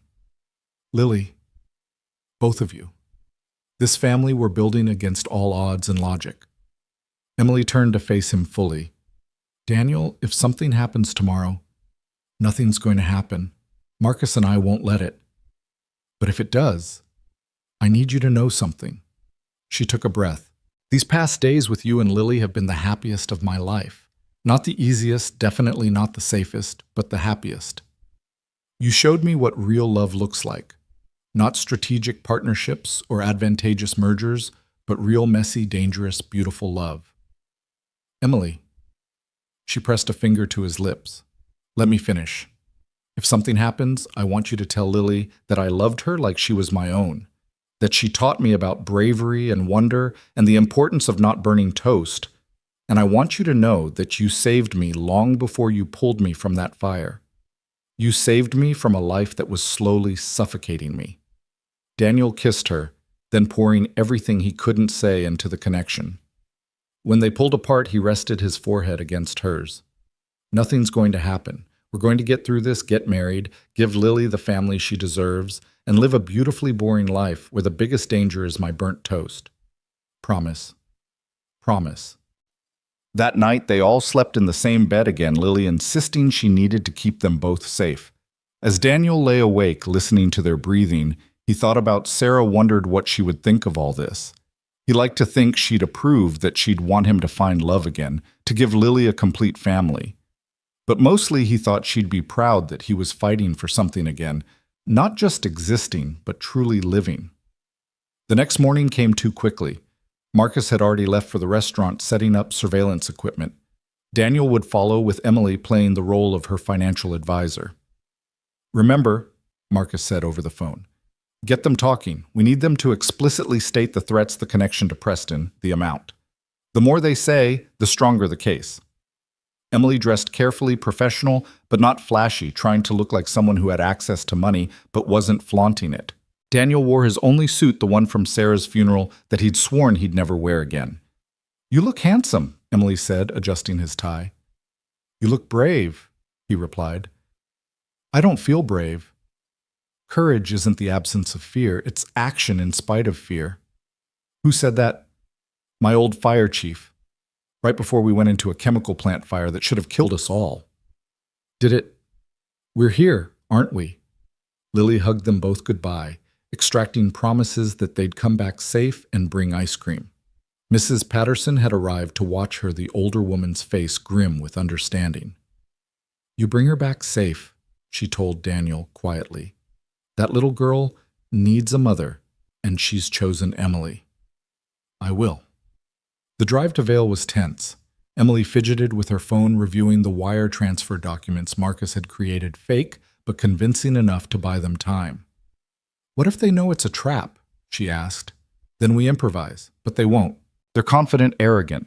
They think they hold all the cards. Don't they? No, they hold fear. We hold something stronger. What's that? Each other. The Blackbird was an upscale restaurant that catered to Vale's wealthy ski crowd. Even in summer, it maintained an air of exclusivity. The hostess recognized Emily immediately. Miss Carrington, we haven't seen you in ages. Your usual table. Actually, I'm meeting someone in the private room. The hostess's smile faltered slightly. Oh, yes, they're already here. This way. The private room was dimly lit, intimate. 3 men sat at the table, the professional from the scenic overlook, and 2 others who looked like they'd stepped out of a Moscow nightclub, expensive suits not quite hiding the muscle underneath. Miss Carrington, Mr. Hayes, Daniel said, financial advisor. Of course. The professional's smile was cold. Shall we discuss business? Emily sat Daniel beside her, hyper-aware of every exit, every potential weapon, every threat. Marcus was listening through the wire Emily wore, recording everything. First, I want to see proof of Preston's debts, Emily said. One of the Russians slid a folder across the table. Everything is here.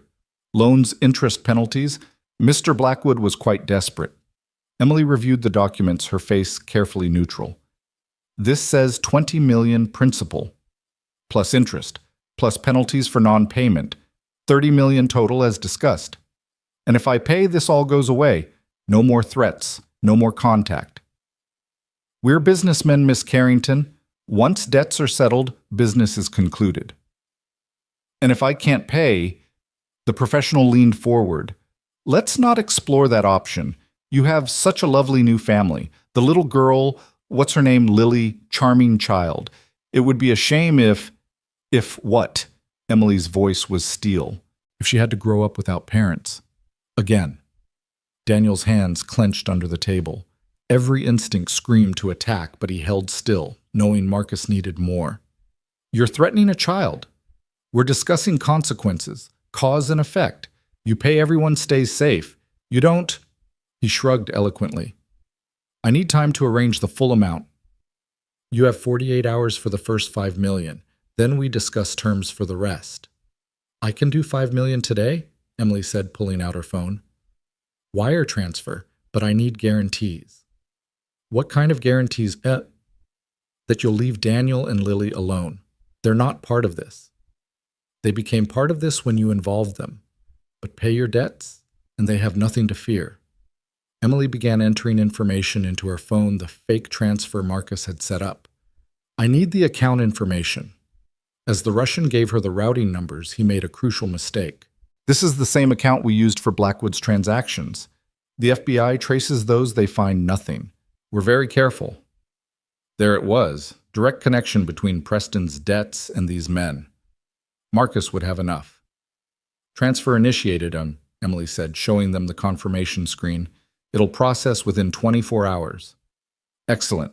We'll verify receipt and then discuss the remaining balance.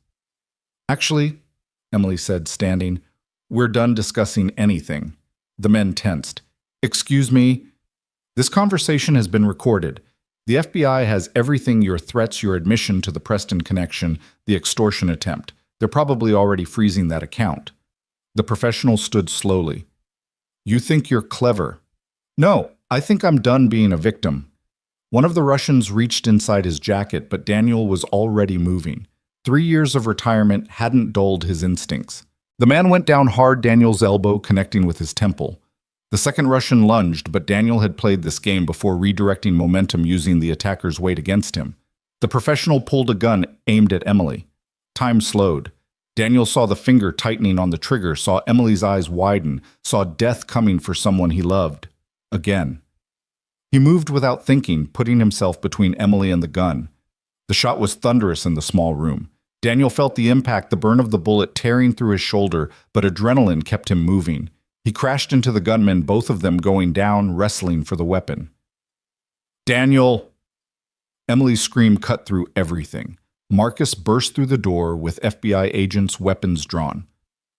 Nobody move, FBI. The professional tried to run, but didn't make it 2 steps before being tackled. The Russians surrendered, knowing they were outnumbered. Daniel slumped against the wall, hand pressed to his shoulder, blood seeping between his fingers. Emily dropped beside him, tears streaming. You idiot! You beautiful, brave idiot! Why did you do that? Couldn't lose you too, he managed. You're not losing anyone, she said fiercely. You promised. Boring life, bad toast, remember. Still planning on it. Just need small detour to hospital. The EMTs arrived, loading Daniel onto a gurney. Emily held his hand, refusing to let go, even when they said she couldn't ride in the ambulance. I'm his fiancée, she declared. I'm coming. Daniel smiled through the pain. Fiancée. Shut up. You're going to marry me, Daniel Hayes. Someone has to make sure you don't do anything this stupid again. That's terrible proposal. You want romantic, don't get shot next time. At the hospital, as Daniel was wheeled into surgery, Emily kissed him. Don't you dare die on me. Wouldn't dream of it. Lily would never forgive me. The surgery took 3 hours. 3 hours of Emily pacing the waiting room, Marcus keeping her updated on the FBI operation they'd seized. Documents, frozen accounts had enough to put the entire organization away. The threat was over. When the surgeon finally emerged, Emily nearly collapsed with relief. He's fine. Bullet went clean through, missed anything vital. He'll be sore for a while, but he'll make a full recovery. Emily cried, then really cried, all the fear and tension of the past week pouring out. Marcus awkwardly patted her shoulder. He's tough, Marcus said. Seen him walk away from worse. He shouldn't have to be tough. He should get to be safe, happy. He's been through enough. Maybe. But he chose to go through this for you. That means something. When Daniel woke, Emily was there holding his hand. Her eyes were red, but she was smiling. Hey, hero. Hey, princess. His voice was rough. Lily? On her way with Mrs. Patterson. She's bringing you a get well card. Apparently it has a lot of glitter. She knows glitter makes everything better. Daniel. Emily squeezed his hand. I meant what I said. About marriage. Unless you don't... Emily Carrington. Are you proposing to me in a hospital room while I'm on pain medication? Yes? Good. Because I was going to propose to you as soon as I could stand without falling over. You beat me to it. So that's a yes. That's a yes to everything. Marriage, family, burnt toast for the rest of our lives. Emily kissed him gently, mindful of his condition. I love you. I love you too, both of you. The door burst open, and Lily ran in, followed by a harried Mrs. Patterson. Daddy? Emily, are you okay? Mrs. Patterson said you were heroes, and heroes sometimes get hurt, but they always get better. We're okay, baby, Daniel assured her. We're all okay. Lily climbed carefully onto the bed, settling between them. Good, because we have wedding planning to do. I want to be the flower girl, and Mrs. Whiskers should be the ring bearer. Cats can't be ring bearers, Emily laughed. Our cat can. She's special. And sitting there in a hospital room, bandaged and bruised, but together they felt special too. They'd survived fire and threats and bullets. They'd chosen each other against all odds and opposition. 2 months later, they married in Daniel's backyard. No grand chapel, no designer dress worth more than a house, no strategic guest list. Just family, including Marcus and Mrs. Patterson and Jim Rodriguez. Emily wore a simple sundress. Daniel's shoulder was still stiff but healed. Lily, as promised, was flower girl, though she threw the petals with more enthusiasm than grace. Mrs. Whiskers, despite Lily's best efforts, refused to participate. Charles and Patricia Carrington didn't attend, but they sent a card. Inside, Patricia had written, "Be happy." It was enough. More than Emily had expected. As they exchanged vows, Emily thought about the fire that had brought them together, how destruction had led to creation. She'd lost a life she'd never wanted and gained one she'd never imagined possible. I promise, she said, looking into Daniel's eyes, to love you through fires and quiet mornings, through danger and safety, through burnt toast and perfect coffee. I promise to protect what we've built and to keep building more. I promise to love Lily as my own and to give her siblings if she wants them. Siblings, Lily shouted from her spot as flower girl. Yes, please. Everyone laughed. Daniel took his turn. I promise to keep saving you even when you don't need saving. I promise to let you save me too. I promise to teach you to make toast properly and to eat it even when you burn it. I promise to build our life with the same care I built this house, with strong foundations and room to grow. When they kissed, Lily cheered the loudest. Later, as the small reception wound down, Emily found herself standing where she'd stood that first night looking at the stars. But this time she wasn't running from anything. She was home. Daniel joined her, wrapping his arms around her from behind, careful of his still healing shoulder. Regrets? He asked. None. You, just one. She turned concerned. What? I should have let you make the coffee this morning. You really are better at it. She laughed, leaning into him. I love you. I love you too. Lily ran over, still in her flower girl dress, but now covered in cake. Family hug. They embraced her, their little family complete. Born from fire, tested by danger, but ultimately forged by choice and love. Inside, the phone rang. Daniel ignored it. Whatever new crisis waited could wait a little longer. Right now he had everything he needed, his daughter, his wife, and the promise of all the ordinary, extraordinary days to come. The Carrington-Blackwood wedding had ended in flames. But the Hayes family had risen from those ashes stronger and brighter than any fire that tried to consume them, and that was the only happily ever after any of them needed. The phone continued ringing insistently until Emily finally answered it, her face draining of color as she listened. Daniel watched her grip tighten on the phone knuckles, white against the black plastic. I understand. Yes, we'll be there. She hung up, turning to face him with shock written across her features. That was my father's lawyer. He's had a heart attack. He's in critical condition at Denver General. The celebration atmosphere evaporated instantly. Despite everything that had happened between Emily and her parents, the news hit her like a physical blow. Daniel pulled her close as she trembled. "We need to go," she whispered against his chest. "Of course. Mrs. Patterson, can you stay with Lily?" Within 20 minutes, they were on the road. Emily still in her wedding dress, Daniel in his suit, both of them processing the whiplash of going from joy to potential tragedy. The drive to Denver felt endless. Emily staring out the window while Daniel navigated the mountain roads. "I haven't spoken to him since that day at the estate," Emily said quietly. "The last real conversation we had, I told him I was done being a Carrington chess piece. What if those are the last words I ever say to him?" "They won't be," Daniel said firmly, though he knew better than anyone how quickly last words could become final ones. At the hospital, Patricia Carrington stood in the private waiting room looking smaller and more fragile than Daniel had ever seen her.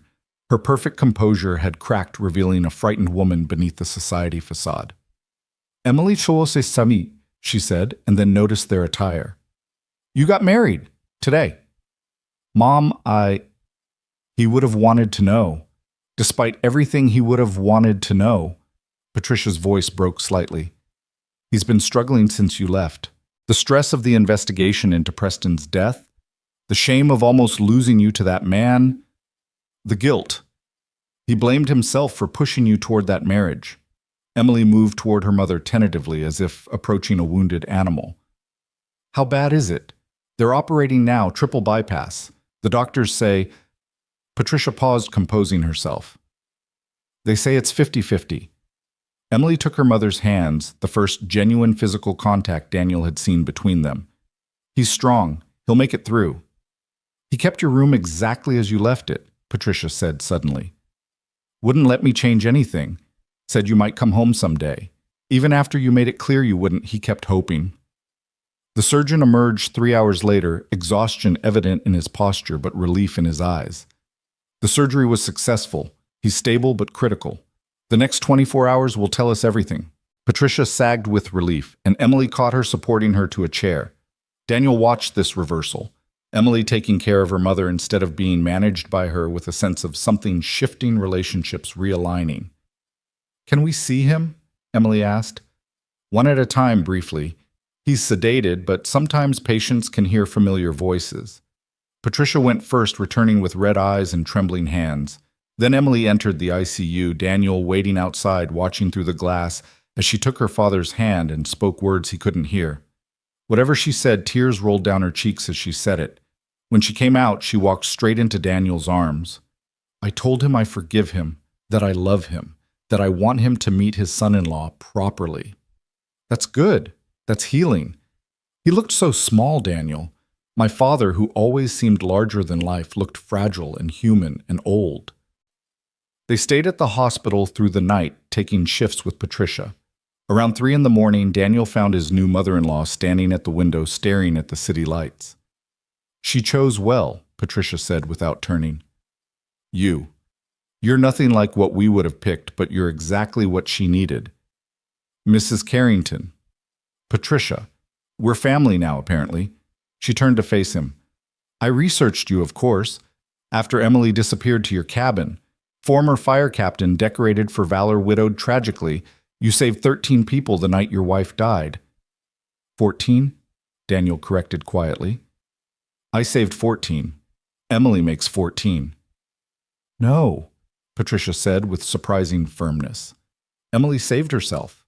You just showed her she could." Charles Carrington woke the next afternoon, weak but lucid. His first word was Emily. And when she entered his room, something in his face transformed to softening. Daniel wouldn't have thought possible from the stern man he'd met weeks ago. "My little girl," Charles said, voice hoarse. "You came." "Of course I came. You're my father." "I'm a fool of a father. I almost got you killed for a business merger." "Dad, no, let me say this. Might not get another chance." He struggled to sit up straighter. "I built an empire but forgot to build a family. Your mother and I, we treated you like an asset to be managed instead of a daughter to be loved. I'm sorry." Emily was crying openly now. "I know you loved me, you just didn't know how to show it. That's the Carrington curse.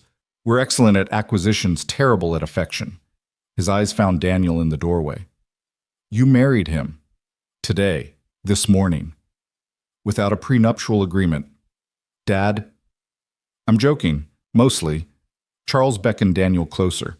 "You saved my daughter's life." "She saved mine too," Daniel replied honestly. Charles studied him for a long moment. The flower delivery man who was really a hero. The newspapers loved that story. You know they're still writing about it. The Carrington heiress who chose love over money. "Is that what I did?" Emily asked, taking Daniel's hand. "No," Charles said. "You chose life over slow death. I know because I've been slowly dying for 30 years, and it took a heart attack to make me realize it." Over the next week, as Charles recovered, something unprecedented happened in the Carrington family. They talked. Really talked. Patricia revealed her own frustrated dreams abandoned for the role of perfect wife. Charles admitted to decades of depression hidden behind workaholism. Emily shared her plans for the future, which had nothing to do with real estate or high society. "What will you do?" Patricia asked one evening as they all sat in Charles's room, takeout containers spread across the hospital tray table. Another first, the Carringtons eating Chinese food from boxes. "I want to teach," Emily said, "like Sarah did. Kindergarten, maybe, or first grade. Young kids who still believe in magic." "You'll be wonderful at it," Daniel said, squeezing her hand. "The salary will be—" Patricia paused, choosing words carefully, modest. "I know, but Daniel and I have talked about it. We don't need much. The cabin, each other, Lily. Maybe more kids someday." "More grandchildren," Charles said thoughtfully. "I was a terrible father, but perhaps I could be a better grandfather." "You'll have to learn to play," Emily warned. "Tea parties dress up probably glitter. Lots of glitter." "I can learn." Lily visited on day 5, having campaigned relentlessly to meet Emily's parents.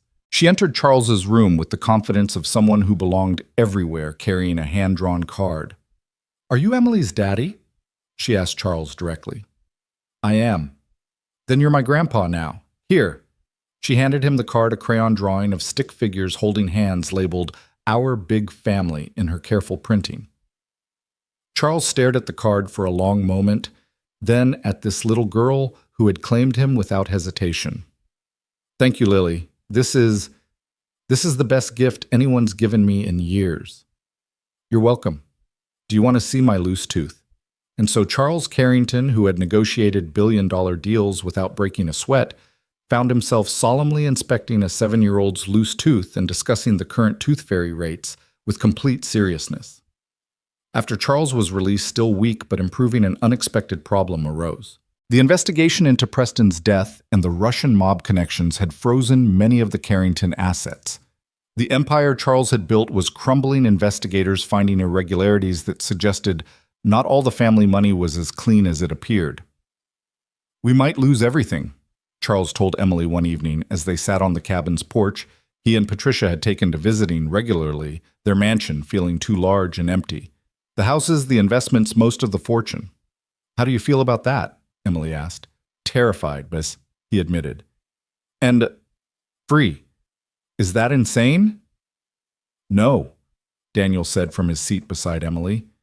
"That's clarity. Sometimes losing everything shows you what's really important." Patricia emerged from the cabin where she'd been helping Lily with homework, another transformation that continued to amaze everyone. "The rice is burning," she announced. "You're cooking?" Emily asked, stunned. "Attempting to cook. Lily's teaching me. Apparently I'm a disaster in the kitchen, but trying very hard, which she assures me is the first step to getting better." The rice was indeed burnt, but they ate it anyway, laughing at the crispy bits, Charles telling stories about his own father that he'd never shared before. This was what family dinners were supposed to be. Emily realized imperfect, warm, real. A month after the wedding, another crisis emerged. The man who'd set the chapel fire, Preston's hired arsonist, had made a deal with prosecutors. In exchange for testimony, he'd revealed something shocking. Preston had a partner, someone who'd helped plan everything. Someone who stood to gain if both Preston and Emily died. Who? Emily asked Jim Rodriguez when he came to deliver the news in person. Mitchell Blackwood, Preston's younger brother. Emily went pale. She'd met Mitchell numerous times at family dinners, charity events. He'd always been charming, sympathetic about Preston's controlling nature, offering her kind words and support. He played me. He played everyone, Jim said. Apparently he's the one who introduced Preston to the Russians, knowing his brother would get in too deep. If Preston died and took you with him, Mitchell would inherit everything, the company, the insurance payouts, all of it. Where is he now? Daniel asked, already in protection mode. That's the problem. He disappeared 2 days ago. Border cameras caught him heading to Canada, but after that, nothing. Emily stood and walked to the window, looking out at the peaceful forest. So he's out there, free, knowing he tried to have me killed. We'll find him, Jim assured her. No, Emily said, turning back. I'm done being hunted, done looking over my shoulder. If Mitchell wants to hide in the shadows for the rest of his life, let him. I have better things to do with mine. But Mitchell Blackwood wasn't done with them. 3 nights later, Daniel woke to the smoke alarm screaming. Not a malfunction, real smoke creeping under their bedroom door. He shook Emily awake, his training taking over instantly. Fire. We need to move. Now. They rushed to Lily's room, Daniel scooping her up while Emily grabbed Mrs. Whiskers, who was yowling in protest. The hallway was already thick with smoke, orange light flickering from the direction of the living room. The window, Daniel said, already moving. He'd installed an emergency ladder after Sarah's death, paranoid about fire safety. Now that paranoia paid off. Emily went first, then Daniel handed down Lily, who was crying but following instructions. He passed the cat to Emily, then descended himself, feeling the heat intensify behind him. They ran to a safe distance, Daniel already on the phone with 911 when a figure emerged from the tree line.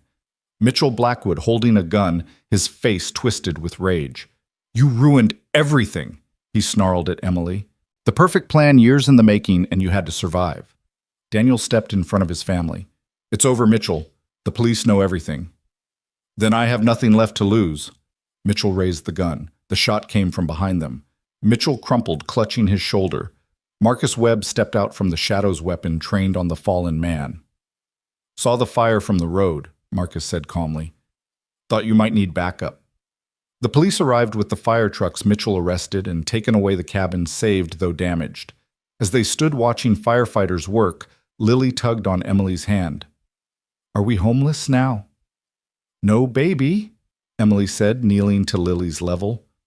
Home isn't just a building, it's the people you love. Then we're definitely not homeless. We have lots of people. Charles and Patricia arrived within an hour, having been called by the police. They took one look at their soot-covered daughter and granddaughter and made an immediate decision. You're coming home with us, Patricia said, in a tone that brooked no argument. All of you, until the cabin is repaired. Mom, we couldn't. Emily Carrington Hayes, you are my daughter, and you will not be sleeping in a hotel when we have 14 empty bedrooms. So they found themselves back at the Carrington estate, but it felt different now. Patricia teaching Lily to play piano badly. Charles and Daniel discussing reconstruction plans over coffee. Emily discovering her childhood room had indeed been preserved down to the teenage poetry hidden in her desk drawer. This is embarrassing, she told Daniel as he read one particularly angst-filled piece about feeling trapped. This is you, he corrected. All the pieces that made you who you are. The cabin took 3 months to repair and expand. Daniel insisted on improvements. A proper security system, better fire suppression, a second story with room for the larger family they hoped to build. Charles insisted on paying, calling it a belated wedding present, and for once, Daniel didn't argue. During those 3 months, living at the estate boundaries dissolved and rebuilt in healthier patterns. Patricia learned to make pancakes in the shape of animals. Charles discovered he enjoyed reading bedtime stories, doing voices that made Lily giggle. Emily started taking education courses online, preparing for her new career. Daniel ran his flower business from the Carrington greenhouse, teaching Patricia about orchids and finding her surprisingly passionate about gardening. I always wanted to grow things, she confessed one afternoon, dirt under her manicured nails. But it wasn't appropriate for a Carrington wife. A lot of things weren't appropriate that should have been, Daniel said gently. Yes, like happiness. That was never particularly appropriate either. The day they moved back into the rebuilt cabin, the whole family came to help. Charles, who hadn't lifted anything heavier than a portfolio in decades, carried boxes. Patricia organized the kitchen with military precision. Marcus dropped by with a housewarming gift, a state-of-the-art security system he'd installed personally. No more surprise visitors, he said meaningfully. That night, as they tucked Lily into bed in her new room painted purple at her insistence, she looked up at them with serious eyes. Is the story over now? The bad men are gone? We have our house back. Everyone's together. Stories don't really end, baby, Daniel said. They just become new stories. What's our new story about? Emily smiled.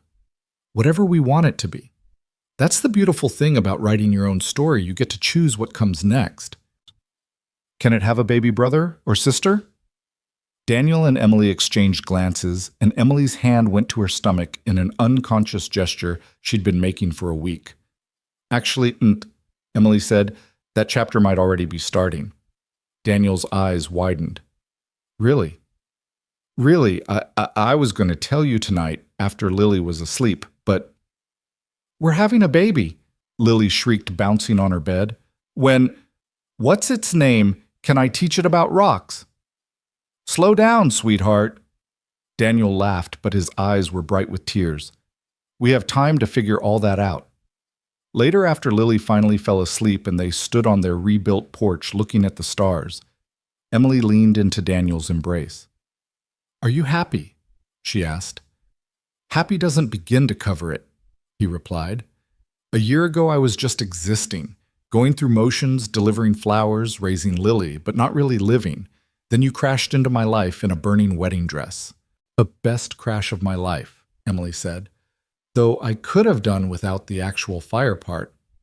The fire brought us together. No, Emily corrected. The fire was just the catalyst. We brought us together. Every choice after that moment, me coming here, you offering shelter, us choosing to fight for this, that was all us. The phone rang inside and Daniel groaned. If that's another crisis. But it was Patricia calling to remind them about Sunday dinner and to ask if Lily liked chocolate or vanilla cake better. Both. Daniel could hear Lily call out, apparently not as asleep as they'd thought. Chocolate and vanilla. Grandma. Then both it shall be, Patricia replied, and Daniel could hear the smile in her voice. 6 months later, Emily gave birth to a son they named Samuel Charles Hayes, honoring both the past and the present.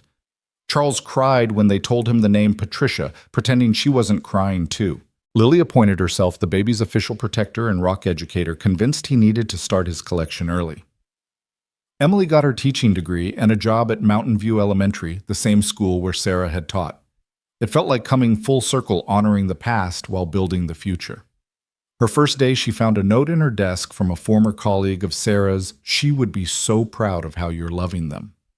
Daniel expanded his flower business, hired help, and started doing workshops on fire safety at local schools. He never forgot his captain's training, but now he used it to prevent fires rather than fight them. The Carrington fortune much diminished after investigations and settlements stabilized at a level that Charles declared comfortably modest. He and Patricia sold the estate, moving to a smaller house in Denver, where Patricia started a garden that became the neighborhood's wonder. I never knew dirt could be so satisfying, she told Emily one afternoon, showing off her tomatoes. You've changed, Emily observed. We all have. Thank God. Mitchell Blackwood was convicted and sentenced to 25 years. Preston's death was officially ruled a murder, the Russians cleaning up their loose end. The chapel was rebuilt by the community, and a year after the fire, another wedding took place there. Marcus Webb married a nurse he'd met at the hospital while visiting Daniel. He asked Daniel to be his best man, Lily to be flower girl again. I promise not to throw petals at people's faces this time, Lily said solemnly, then whispered to Emily, but if the ceremony gets boring, all bets are off. At the reception, Charles approached Daniel at the bar. I owe you an apology. For what? That first day at the estate. I tried to pay you off, treated you like the help. I didn't see what Emily saw, a man who'd run into fire for a stranger who'd protect her with his life. You were protecting your daughter in your own way. No, I was protecting the Carrington name, the fortune, the reputation. I'd forgotten that Emily was more important than all of that. Charles paused. I'm glad she found you. Glad you found each other. So am I. Though your toast is still terrible. Patricia mentioned it at dinner last week. Daniel laughed. Emily's been trying to teach me. I'm a hopeless case. Some things can't be taught, but love that you've mastered. They clinked glasses, watching Emily dance with Lily and baby Sam in her arms, all three laughing at something only they could hear. The fairy lights strung around the rebuilt chapel made everything glow, but Emily glowed brightest of all, not with designer gowns or family jewels, but with pure joy. Look at them, Charles said softly. That's wealth, real wealth. Daniel nodded. A year and a half ago, he'd delivered flowers to a society wedding, expecting nothing more than a paycheck. Instead, he'd found everything love, family, purpose, a second chance at life. The music changed to something slow, and Emily handed Sam to Patricia, then held out her hand to Daniel. Dance with me? Always. As they swayed together, Emily whispered, no regrets. Only one. What? I should have let the first dress burn completely, would have saved us from your mother trying to have it restored. Emily laughed, the sound bright as flame, but warm as home. I love you, Daniel Hayes. I love you too, Emily Carrington Hayes. You know, she said thoughtfully, we never did get our ice cream, from that first day when Lily was promised ice cream if you came back safe. You're right. How about tomorrow? All of us. All of us. Emily agreed, and the words encompassed so much. Daniel, Lily, Sam Charles, and Patricia Marcus, Mrs. Patterson, even cranky Mrs. Whiskers, the family they'd built from ashes stronger for having been tested by fire. The song ended, but they kept dancing, neither willing to let go. Around them, the rebuilt chapel stood as testament to resilience, but Daniel and Emily were testament to something more. The power of choosing love over fear, family over fortune, authenticity over expectation. They'd both been trapped in different ways, him, by grief, her, by obligation. It had taken a fire to free them, but what they'd built from that freedom was entirely their own creation. Not a fairy tale with a predetermined ending, but a real story that continued to unfold with each passing day, each small choice to love, protect, and trust. Tomorrow, there would be ice cream and laughter and probably burnt toast.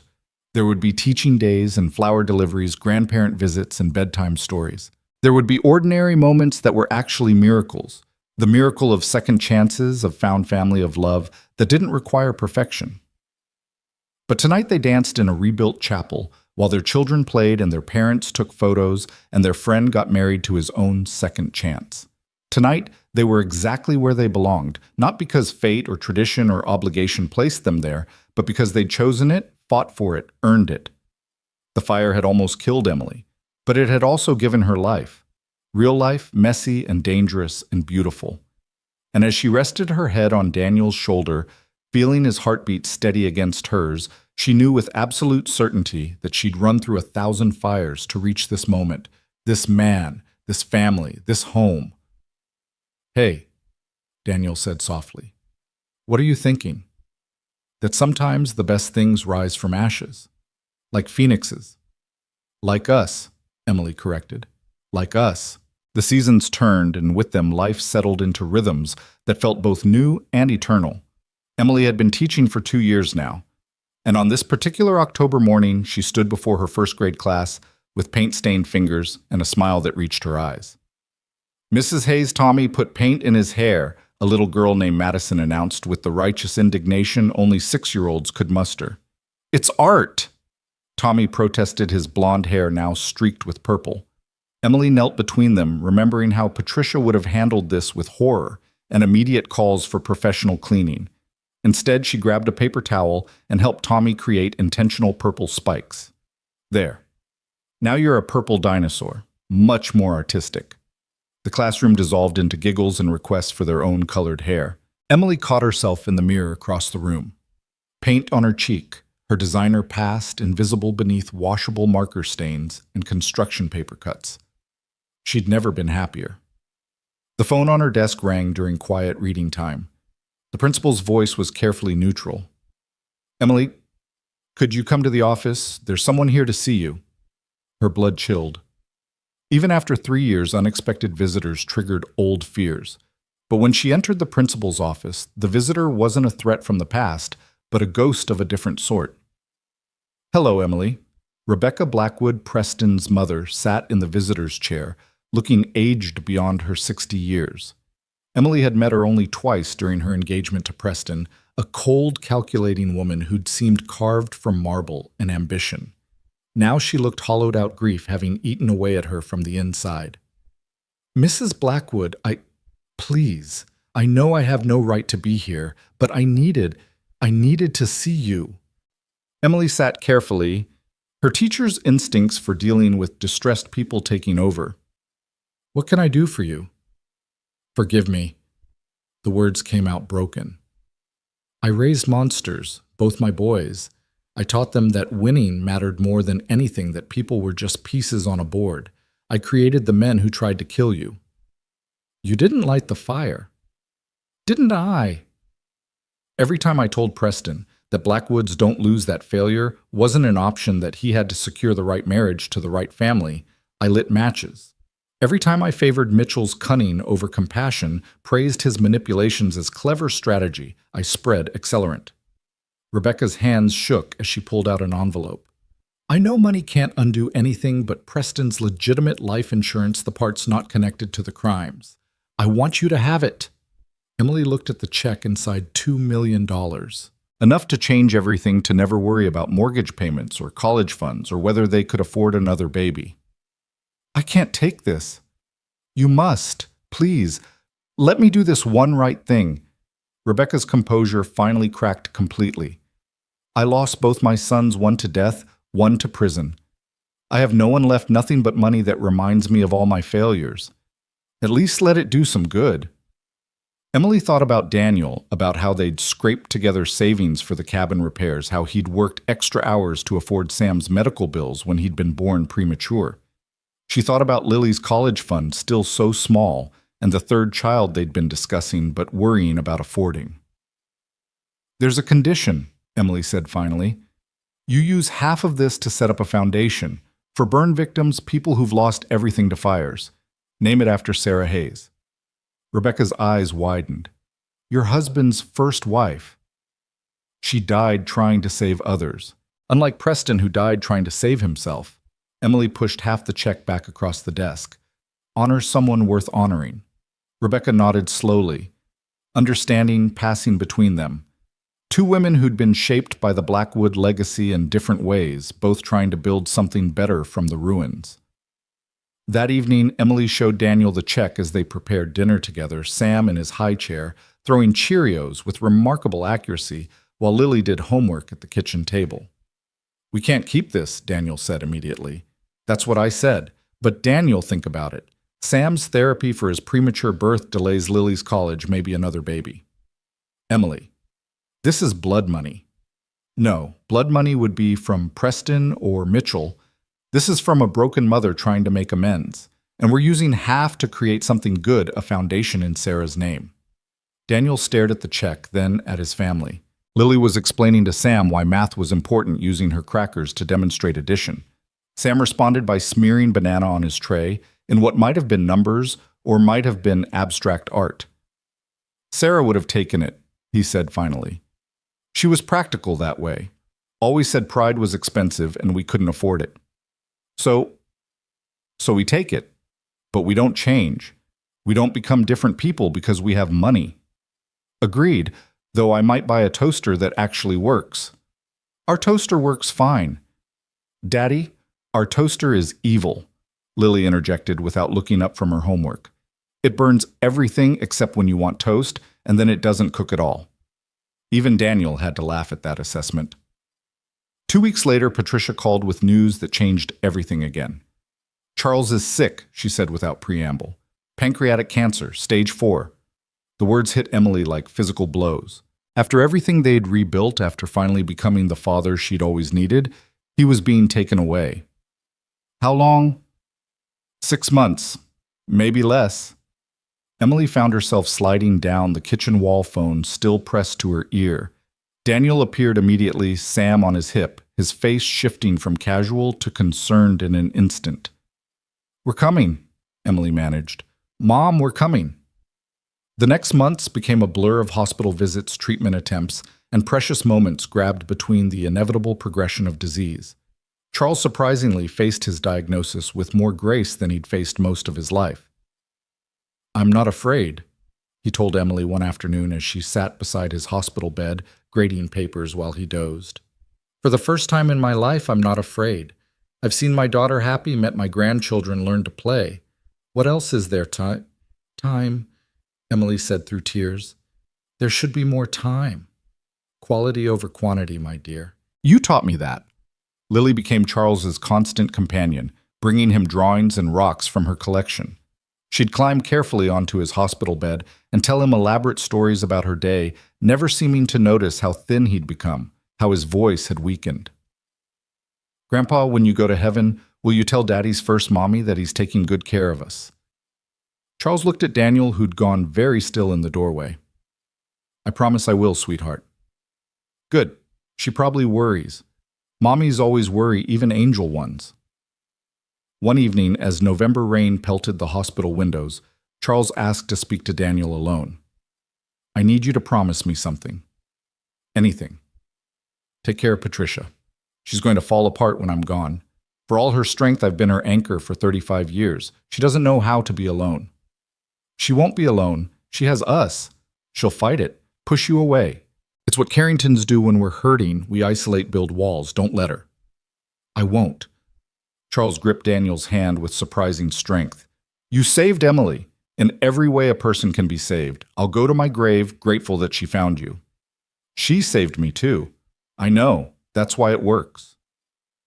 2 days before Thanksgiving, Charles Carrington died. He went quietly in his sleep, Patricia holding one hand, Emily the other, while Daniel kept Lily and Sam in the hallway, telling them stories about brave grandpas and how love never really dies. The funeral was massive. Hundreds of business associates, society figures, people Charles had barely known, but who felt obligated to attend. But the real goodbye happened later, just family at the cabin sharing memories over Patricia's improving cooking and Lily's demand that everyone say one favorite thing about Grandpa. "He read voices funny," Lily said. "His dragon sounded like a businessman and his princess sounded like a dragon." "He taught me that changing isn't weakness," Patricia said quietly. "It's the bravest thing a person can do." "He showed me that fathers can learn to love better," Emily added, holding Sam close. "That it's never too late to become who you should have been." Daniel raised his glass of juice. Lily insisted on juice, not wine, because Grandpa had loved their Sunday morning orange juice traditions. He proved that family isn't about blood or names or inheritance. It's about choosing to show up even when it's hard. Patricia stayed with them for a month after the funeral, unable to face the empty Denver house. She spent her days teaching Lily piano, helping Emily with lesson plans, learning Daniel's flower business with surprising aptitude. "I could sell the Denver house," she said one evening so quietly they almost missed it. "Buy something smaller, closer to you all." "Mom, you don't have to." "I want to." Charles was right. I spent so many years being a Carrington wife that I forgot how to be Patricia. Maybe it's time to remember. Or discover. I'm not sure which. They found her a cottage 20 minutes away, close enough for daily visits, but far enough to maintain independence. She threw herself into gardening with the passion of someone discovering their calling late in life. Within 6 months, her greenhouse rivaled Daniel's. "I'm entering the county fair," she announced one Sunday dinner, producing a tomato that belonged in a record book. "Grandma's getting competitive about vegetables," Lily Stage whispered to Sam. "This is awesome." Spring arrived with unexpected news. Emily was pregnant again, this time planned and prepared for. But at the first ultrasound, the technician's face went carefully neutral in a way that made Emily's heart race. "Is something wrong?" "Not wrong, just unexpected. Congratulations, you're having twins." But Daniel actually sat down on the floor of the exam room. Twins. 2 heartbeats, 2 babies. Fraternal, from what I can see. Emily started laughing, then crying, then laughing again. We wanted a bigger family. This is efficiently bigger, Daniel managed, still looking stunned. Lily's reaction was pure 7-year-old enthusiasm. 2 babies at the same time. This is the best thing ever. Can we name them something that matches, like thunder and lightning or peanut butter and jelly? We're not naming your siblings after sandwiches, Emily said firmly, but peanut butter haze sounds amazing. The pregnancy progressed smoothly, though Emily had to take leave from teaching earlier than planned. She spent her days preparing the nursery they'd need to add another room to the cabin and helping Patricia with her greenhouse. I never got to do this with you, Patricia said one afternoon, folding tiny onesies with reverence. I had nannies handle everything. I missed so much. You're here now. Second chances, Patricia murmured. Charles always said I was too proud to admit when I was wrong. But I was wrong about so much, Emily. About what mattered, what love looked like, what family meant. We all were. That's why we're all here building something different. Marcus visited regularly, his security company thriving, but his personal life still sparse. He dated the nurse briefly, but it hadn't worked out. I'm married to the job, he told Daniel over beers one evening. I used to say the same thing. Then Emily needed rescuing. Not everyone gets a burning chapel moment, Danny. No, but everyone gets moments. You just have to recognize them. As if the universe enjoyed irony. Marcus's moment walked into the cabin the next week in the form of Jessica Rodriguez Jim's daughter, fresh from her FBI Academy graduation, assigned to follow up on the lingering threads of the Blackwood case. She was nothing like the nurse Sharp where the other had been soft direct, where the other had been gentle. She looked at Marcus's security setup and immediately found 3 flaws, which she pointed out with a grin that transformed her serious face. You going to fix those, or should I worry about Emily's safety? She challenged. Marcus actually stammered. Daniel had never seen Marcus Webb stammered. I'll upgrade everything tomorrow. Good, I'll help. I have some ideas about the perimeter sensors. Watching them work together, arguing about security protocols with the passion most people reserve for sports teams, Emily nudged Daniel. Another burning chapel moment. Different kind of fire, but yeah. The twins arrived on a summer morning 3 weeks early but healthy. Margaret Sarah Hayes and Thomas Charles Hayes entered the world screaming, which Lily took as a sign of their strength. They're loud, she announced approvingly. They'll fit right in. Patricia holding Margaret while Emily nursed Thomas wept openly. They're perfect. Absolutely perfect.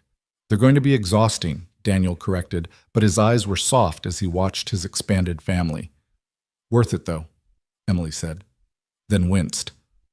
Okay, Thomas is definitely going to be the troublemaker. His latch is terrible.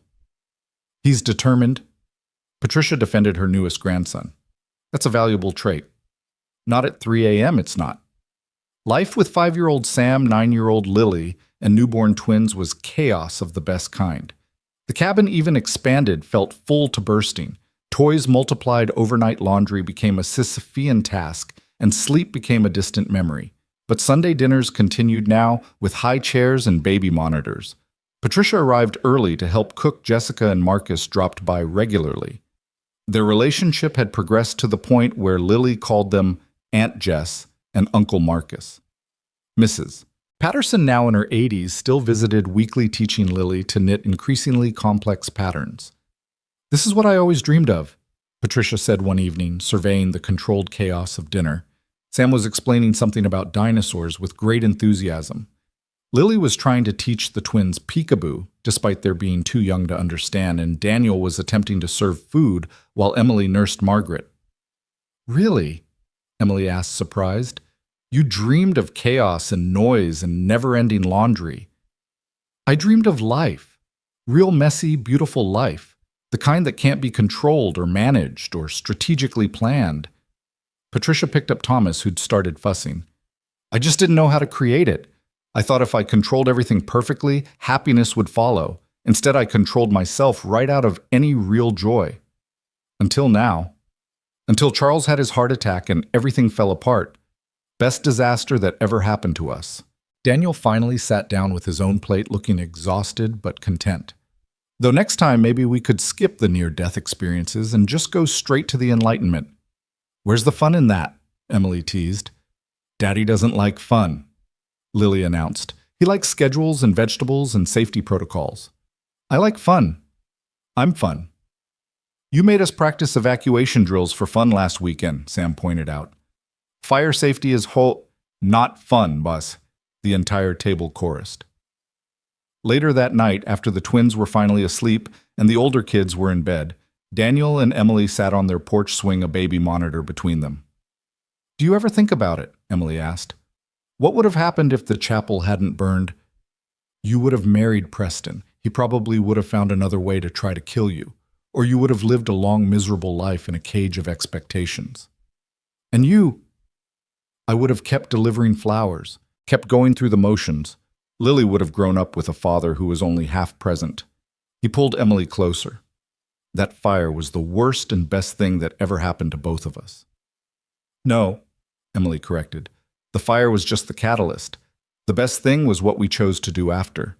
We could have gone back to our separate lives, stayed in our separate cages. But we chose each other. We chose this. A cry came through the monitor, Margaret always the more demanding twin. Emily started to get up, but Daniel stopped her. I've got her. You got Thomas an hour ago. As he stood, Emily caught his hand. Daniel, I love our life, our chaotic, exhausting, beautiful life. Even with my terrible toast. Especially with your terrible toast. It keeps us humble. He kissed her forehead, then went inside to tend to their daughter. Emily stayed on the swing, listening to the night sounds of their mountain home. Somewhere in Denver, Patricia was probably reading one of her gardening books, planning next season's greenhouse expansion. Marcus and Jessica were likely arguing about security protocols over takeout. Mrs. Patterson was knitting something elaborate for the twins. All these lives interconnected, saved and saving each other in ways large and small. It had started with a fire, with Daniel pulling her from burning wreckage. But that rescue had just been the beginning. The real saving had happened slowly, choice by choice, day by day, as they built something worth saving from the ashes of their old lives. Through the window, she could hear Daniel singing softly to Margaret some made-up song about brave princesses and flower-delivering dragons. His voice was terrible off-key and uncertain, but Margaret didn't care. She was already settling, soothed by the sound of safety, of love of home. Emily closed her eyes, feeling the weight of their journey from that burning chapel to this moment. They'd faced literal and figurative fires, threats and losses, yet somehow emerged not just intact but transformed. The Carrington heiress who'd walked down that aisle in a 20-pound dress no longer existed. In her place sat Emily Hayes' teacher, mother-wife, wearing pajama pants with spit-up on the shoulder, happier than that other Emily could have ever imagined possible. A second cry joined Margaret's, Thomas not wanting to be left out. Emily laughed softly. Here we go again. She stood to go inside, then paused, looking back at the swing where so many important conversations had happened, where she'd first told Daniel she loved him, where they'd decided to try for the twins, where Charles had sat just weeks before his death, holding Sam and telling him stories about dragons who learned to be grandfathers. The swing would be there tomorrow and the day after, and all the days that followed. There would be more conversations, more decisions, more moments that mattered. But for now, her babies needed her, and that was enough. That was everything. Inside, she found Daniel in the nursery, a twin in each arm, looking overwhelmed but determined. Lily stood in the doorway in her pajamas, Sam beside her, rubbing his eyes. Family meeting in the twin room of some, Lily declared. Everyone helps. And so they did, all 5 of them crowded into the nursery at midnight, taking turns rocking babies and telling silly stories to keep everyone calm. Patricia would have been horrified at the lack of structure, the chaos of it all. The old Emily would have been too. But this Emily, surrounded by her beautifully imperfect family in their expanded but still too small cabin, knew this was what wealth really looked like. Not investment portfolios or strategic marriages, but midnight cuddles and terrible lullabies, and the absolute certainty that whatever tomorrow brought, fires or sunshine, chaos or calm, they would face it together. I love you all, she said to the room at large. Love you too, came the chorus of replies, even Sam managing a sleepy "love you" before dropping back to sleep against Daniel's shoulder. Tomorrow, there would be teaching and flower deliveries, grocery runs, and pediatrician appointments. There would be Patricia's greenhouse tour and Jessica teaching Lily basic self-defense despite Daniel's protests about age appropriateness. There would be burnt toast and perfect coffee tears and laughter, exhaustion, and exhilaration. But tonight, in this moment, they were simply together. A family forged in fire but built on choice, held together not by obligation or tradition, but by the conscious decision to keep choosing each other every single day. The twins finally settled, and one by one they made their way back to bed. Daniel and Emily were the last to leave, standing in the doorway, watching their babies sleep. "No regrets?" Daniel asked their old question. "Not one," Emily replied. "You?" "Well, I do think peanut butter would have been a great name." She hit him with a burp cloth, and he caught her hand, pulling her close. They stood there, exhausted parents of 4, successful in ways that had nothing to do with money or status, everything to do with the life they'd built from ashes. "We should sleep while we can," Emily murmured against his chest. "We should." Neither moved. 5 more minutes. 5 more minutes. And in those 5 minutes, in the quiet of their home with their children safe and their future uncertain, but theirs to shape, Emily thought about the woman she'd been in that burning chapel. Trapped, terrified, certain she was about to die in a dress that represented everything she'd never wanted. That woman had been saved by a stranger who became everything. But more than that, she'd saved herself choice by choice, day by day, building a life that was the opposite of everything she'd been raised to want, and exactly everything she needed. The fire had been the beginning, but this quiet moment in a cabin full of love and chaos and possibility, this was the real triumph. Not just survival, but transformation. Not just rescue, but redemption. "Okay," she finally said. "Now we really need to sleep." "Agreed. Margaret will be up in 2 hours. Thomas in 3. Lily by 6. Sam will sleep until noon if we let him." They knew their children's rhythms like their own heartbeats. These little people they'd brought into the world through birth and choice, through tragedy and triumph. As they settled into bed, Daniel's arm around her, Emily felt the last piece of her old self, the part that still sometimes wondered, what if, finally let go. There were no what ifs anymore. There was only what was a life built on purpose, a family created through courage, a future bright with possibility, even if clouded with uncertainty. The chapel fire had almost killed Emily Carrington. But from those ashes, Emily Hayes had risen not like a phoenix mythical and alone, but like a wildflower growing strong in unexpected soil, surrounded by an entire garden of other survivors, all reaching toward the sun together. And that, she thought, as sleep finally claimed her, was the real miracle. Not the rescue from the fire, but everything that came after. Everything they'd chosen to build from the ashes. Everything they'd continue to build one day at a time, one choice at a time, one moment of ordinary magic at a time. Forever and always together.